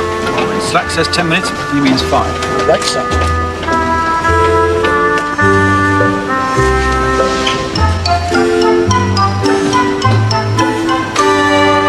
Quite frankly, Sir Henry, once he got over his grief, if he ever did, that is, the one thing that keeps Mr. Jefferson alive is his anger. Anger against the gods is what I call it. He'll go down fighting. Did any particular things make him angry? Oh, inefficiency, time wasters, the petrol shortage. Anything that prevents him from getting on. Deceit. Yes, deceit. May I be frank, Sir Henry? Please do. There was an incident. You see, sir, the young woman that Mr. Jefferson was so taken up with just wasn't worth it. She was, to put it bluntly, a common little piece. I don't think she particularly liked him, even. It was one afternoon, about a week ago, and Miss Keene was with Mr. Jefferson. You'll never believe it. It was the same landlady as had the dog in Huddersfield. The stinking cat. She moved.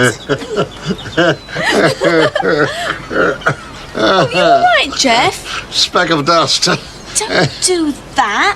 Worst thing you can do. Here, let me.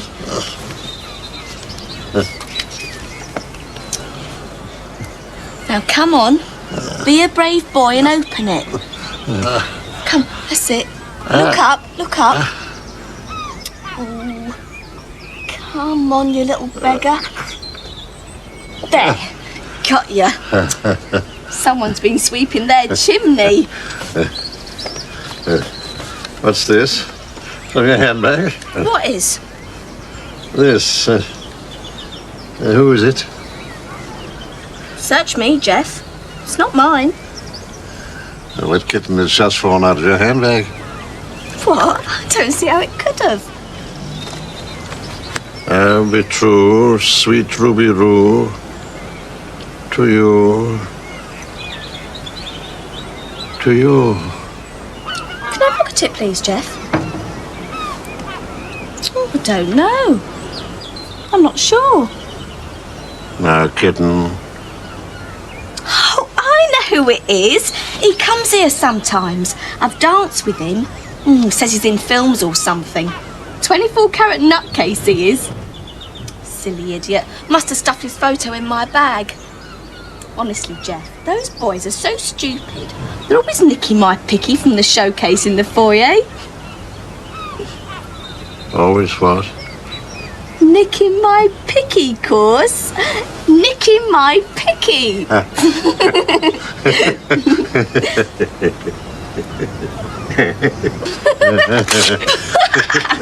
I don't think Mr. Jefferson quite believed her. He was on edge all that day. He completely lost his temper in the afternoon with his broker on the phone. All things returned to normal, of course, but I fancy he was more watchful of her from then on. He asked her more questions about what she was doing. Did you see the photograph? No, sir. What do you think he would have done had he discovered she had a secret lover? Quite honestly, sir, I think in his state of health, I think it would have finished him.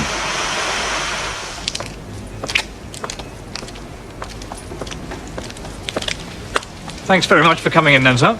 Glad to have been of some help, Inspector. I hope you don't feel you've wasted your time. Not at all. Forensic lab. Drive carefully then, sir. Cheerio, Inspector. Bye now.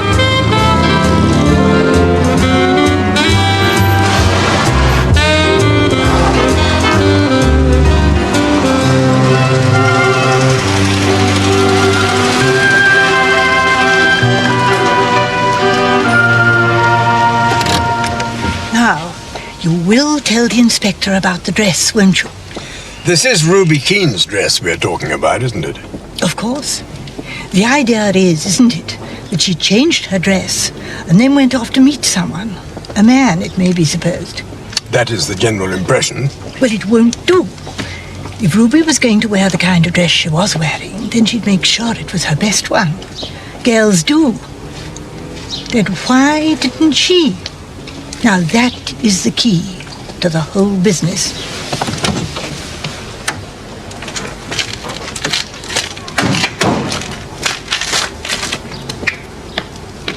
Good. I think that's all the questions I've got for you now. Thank you, Jenny.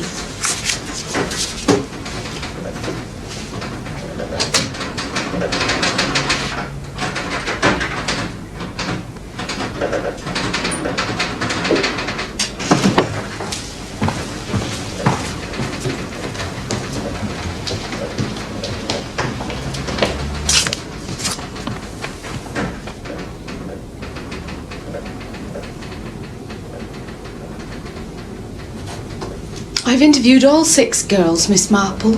I really don't think that... Yes. I should like to speak to Florrie Small. Did you notice her as she went out? She relaxed too soon.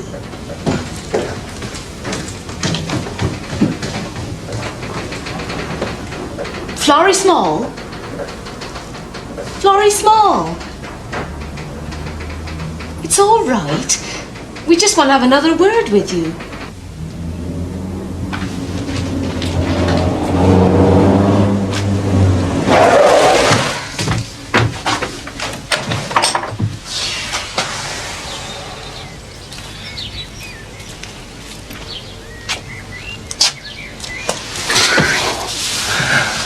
I think it'll be okay. You are sure then, Florrie, are you, that you've told us everything? I'd rather hear you say it out loud, Florrie. Yes. You must be a brave girl and make a clean breast of things. Florrie Small, if you refuse to tell us what you know, it will be a very serious matter indeed. Very serious. Practically perjury. And for that, as you know, you can be sent to prison. No. Now, Florence, don't prevaricate. Tell me everything you know at once. Pamela was not going to Woolworths, was she? Something to do with films, wasn't it? Wasn't it, Florrie? Yes. Yes, it was. Oh, miss, I've been ever so worried. I can't tell you. I've hardly eaten a thing. It's been horrible. You see, I promised poor Pammy.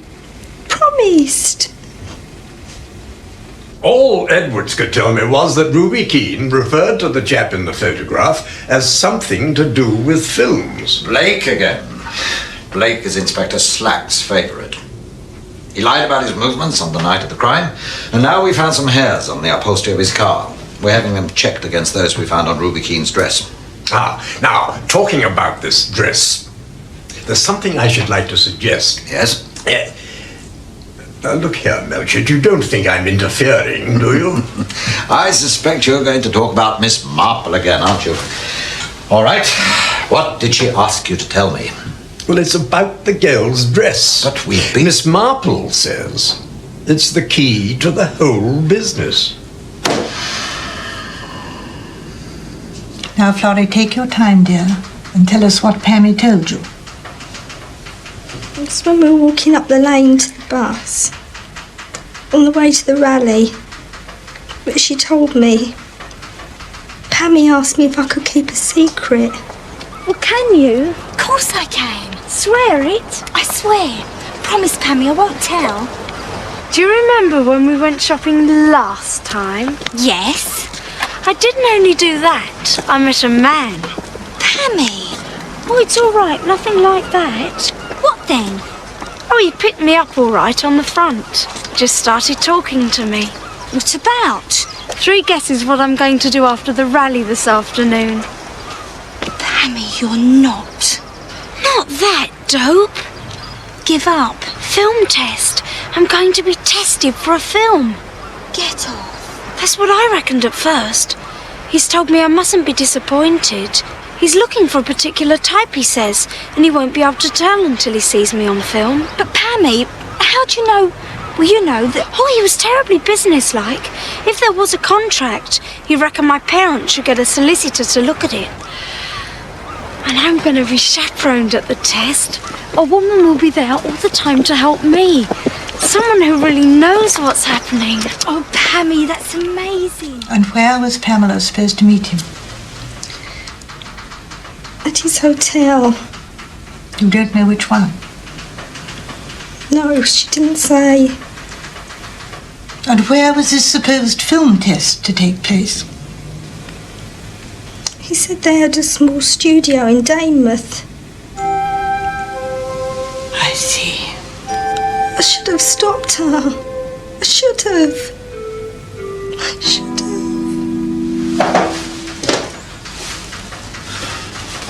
Come in. Just got you, sir. Good. What is it, Slack? The lab, sir. The hairs we found on the girl's dress are identical with those we took from Blake's car. Congratulations. Good work. I had a feeling it would be ordinary police work that had cracked this one, sir. What about the second murder? Have you tied that in yet? I think that's only a matter of time. The lab says we can have something barrister-proof by morning. Then we'll pull Blake in. Once we've got a charge that sticks, I'll get the second murder out of him easily. I wouldn't be too sure about that. Why do you say that, sir? Well, I checked him out a bit myself, you know. He was a conscientious objector during the war. That'd be par for the course. Yes, he joined the Fire Service Auxiliary. Got the George Medal. Good night, Slack.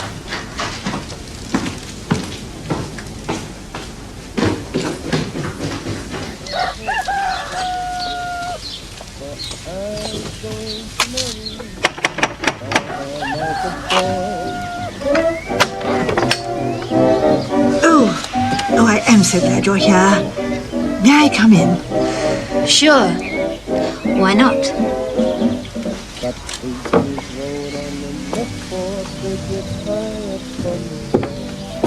And often in the evening when she's sitting by her Take a pew. I beg your pardon. Park your... Would you like to sit down? Oh, yes, thank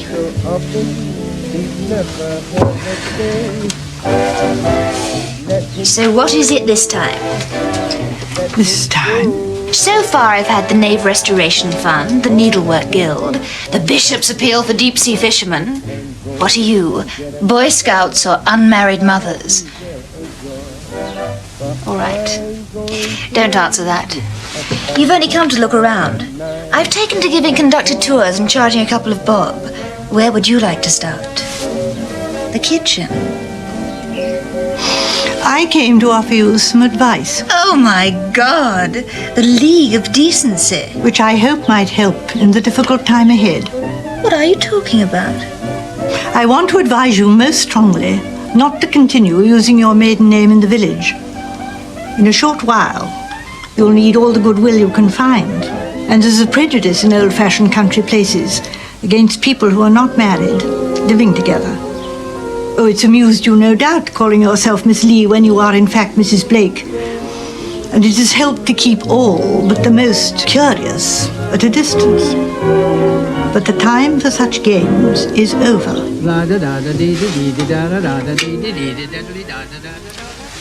How did you know we were married? Oh, my dear, the way you quarrel. You quarrel like people who are tied to each other by more than a mere love affair, you see. You're astonishing. I thought you'd been to Somerset House or something. Oh, Somerset.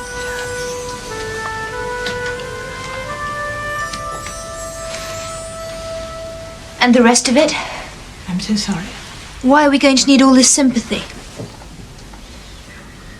Because almost certainly, sometime today, your husband will be arrested for murder. But he didn't do it! I know he didn't, dear, I know, but that's not the point now. I'm glad he's told you about it. He shouldn't have got rid of the rug. What did he do with it? I burnt it.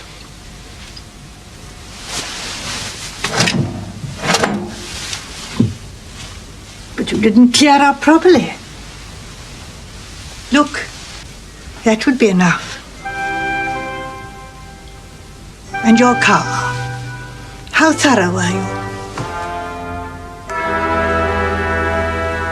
Car. I'm not cut out for this, am I? How much do you know? I should like to know more. All right. I'll tell you. Dinah and I had a row. I left the studio party early. The truth is, I'd had a skinful.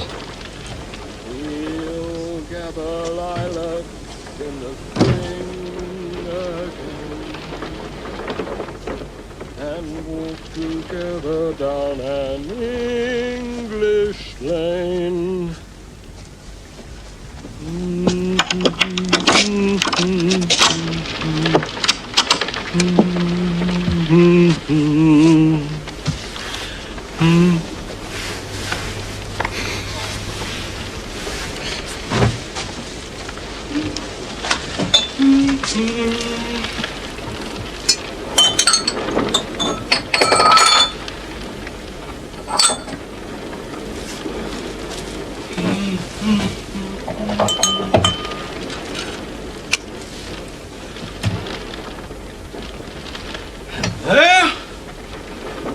A visitor, by my troth! Oi, oi! Wake up.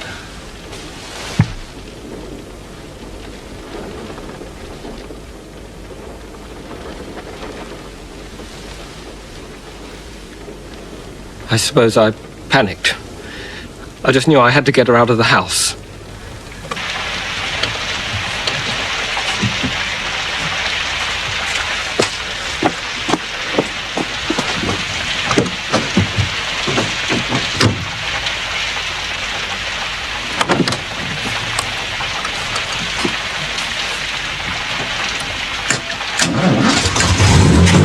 I had no idea where I was going.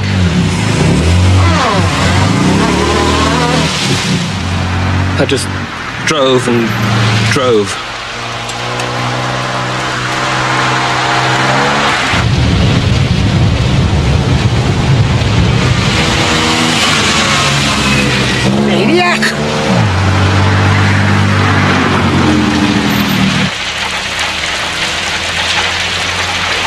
when I found myself going past Gossington Hall. Suddenly, that seemed to be the answer.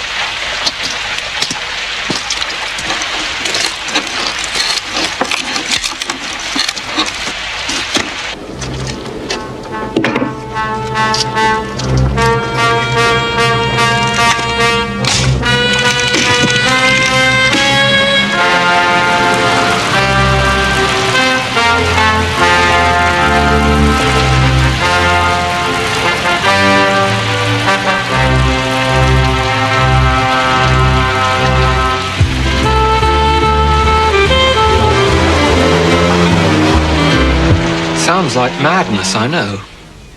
But I thought it was rather a good joke. Bantry can be an appallingly pompous ass, you know. It seems so wonderfully incongruous. Girl like that, his library. It's a cruel trick. I know. But didn't you know who it was? No. I hardly knew Ruby Keene. And the face was... Yes, yes. What are we going to do about this, Blake? Well, may I suggest that you engage the very best of lawyers? The police.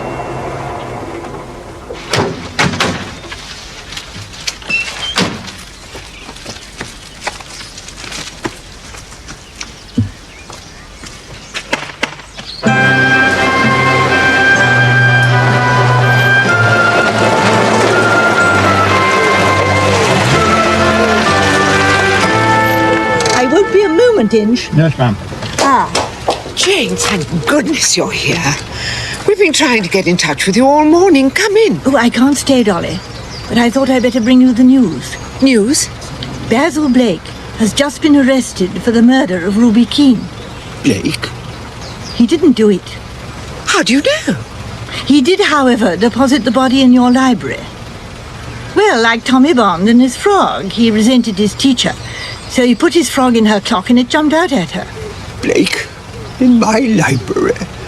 What on earth did he do that for? I think he did it as a kind of joke. What? Well, of course, he was drunk. Oh, was he? So that was it. Oh, well. Well, who did do it then? Well, I think the answer to that lies in London. Yes, now London. Inch, if we hurry, we can catch the 10 o'clock. Come along. Yes, ma'am.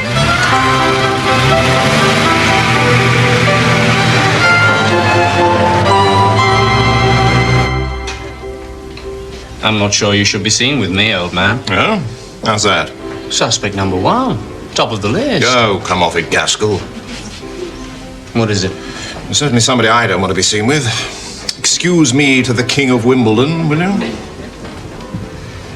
Not the subtlest of human beings, is he? I don't know why he has to be so bloody rude about it.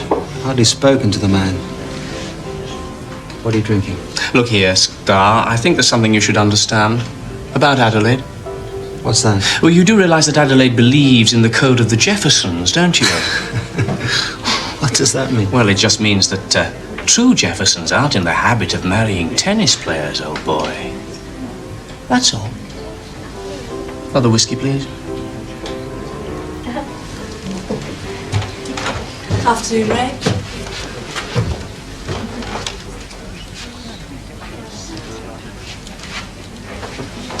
Ray, what is it, Ray?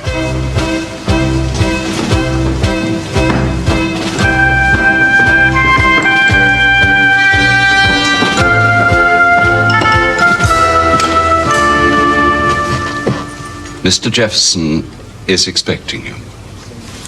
Right. I'm off then. Lucky you. Pound down the local. Not a hope. Back to HQ, another session with Blake. Stubborn, isn't he? By midnight. One confession, signed and sealed. Do you want to bet? Slack?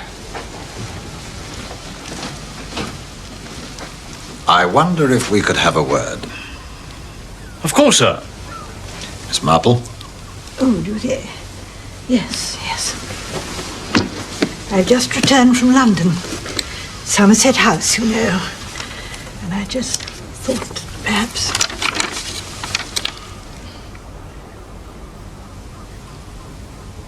At our request, Conway Jefferson has informed Mrs. Jefferson and Mr. Gaskell that as Ruby Keene is dead, he's going to endow a fund with the £100,000 that he had intended to settle on her.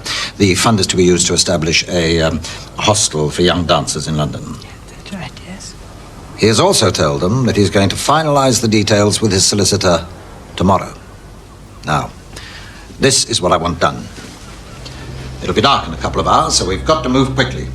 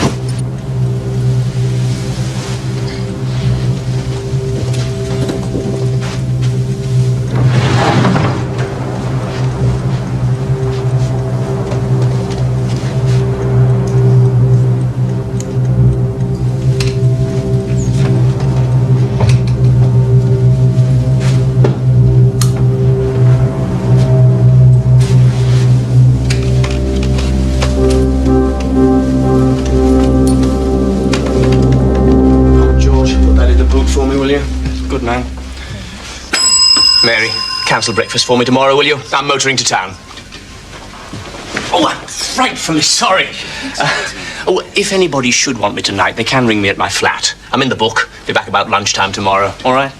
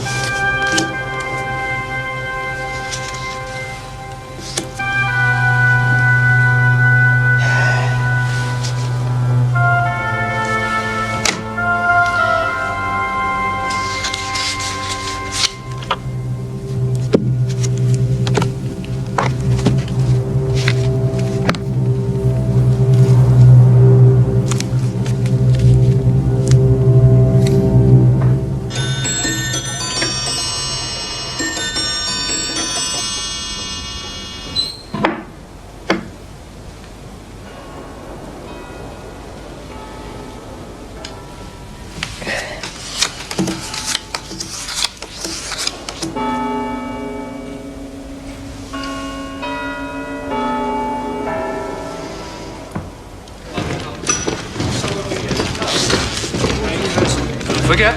3 o'clock band call. Oh, come on.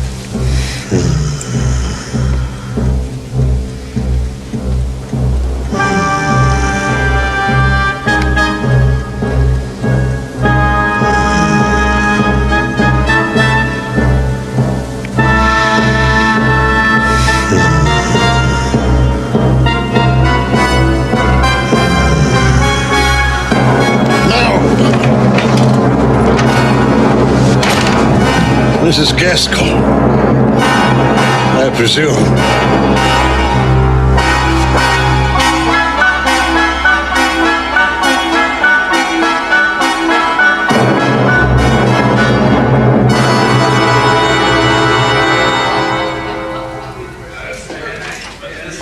I'm sure you did.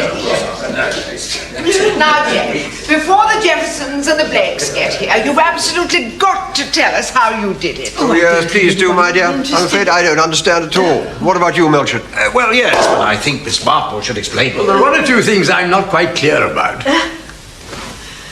Well, I'm afraid you'll find my methods terribly amateurish. No. Jane, now hush, everyone. Jane, you must tell us. Good. Good. I couldn't get away from that £100,000. That I felt was the key to it. But whether it was Mrs. Jefferson or Mr. Gaskell eluded me. They both had solid alibis. And it wasn't till Dinah Lee mentioned Somerset House, marriage, of course.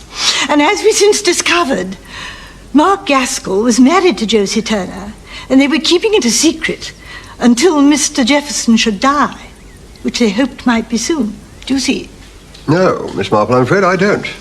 Hardly a thing. Well, of course, it was the nails that worried me. Although Ruby Keene had cut hers quite short, the poor girl in the library had bitten hers. It just wasn't right, too like a book to be true. And then, of course, I realized finally that the body in the library wasn't Ruby Keene at all.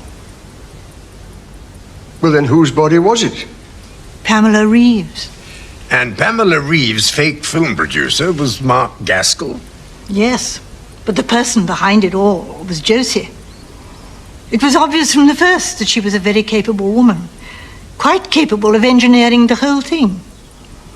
It was a very clear-sighted plan, and quite remorseless. Mark Gaskell was her ticket for wealth and a good position. And nothing, certainly not little Ruby Keene, was going to stop her. It was all her own idea, the double murder and the substitute body. And she cold-bloodedly chose Basil Blake as chief murder suspect. She put his snapshot into Ruby's handbag. She mentioned this film bloke to the police. And of course she was poor little Pamela's so-called chaperone for the film test. She bleached her hair, painted her bitten nails, made her up as Ruby Keene, put her into one of Ruby's dresses, and finally drugged her, ready for the deadly attentions of Mark Gaskell. Who then completed the plan by getting her out to Blake's cottage shortly after 10 o'clock, killing her and getting back to the hotel. So at the time when the doctor said that she died, Gaskell and Josie had a perfect alibi. They were sitting there playing bridge, watching the real Ruby Keene alive and dancing. After giving Ruby something earlier in the evening to make her headachy and sleepy, Josie told her then to go up to her, that is Josie's room, and lie down till her next dance, knowing that the drug would shortly have full effect. It was when she went up to change for her exhibition dance that Josie killed her. She strangled the poor child in her sleep. And later that evening, she and Gaskell dressed her in the guide's uniform, stole Bartlett's car, drove out to Ven's quarry, and incinerated the lot. Tell me, that tune that was racketing around in your head, Mozart, didn't you say? What bearing did that have on the case? Oh yes, most interesting. The Marriage of Figaro, Susanna's aria. It was because Susanna was dressed up as the Countess. It was the wrong dress. That's all. So it all boils down to fingernails and Mozart? Yes, quite.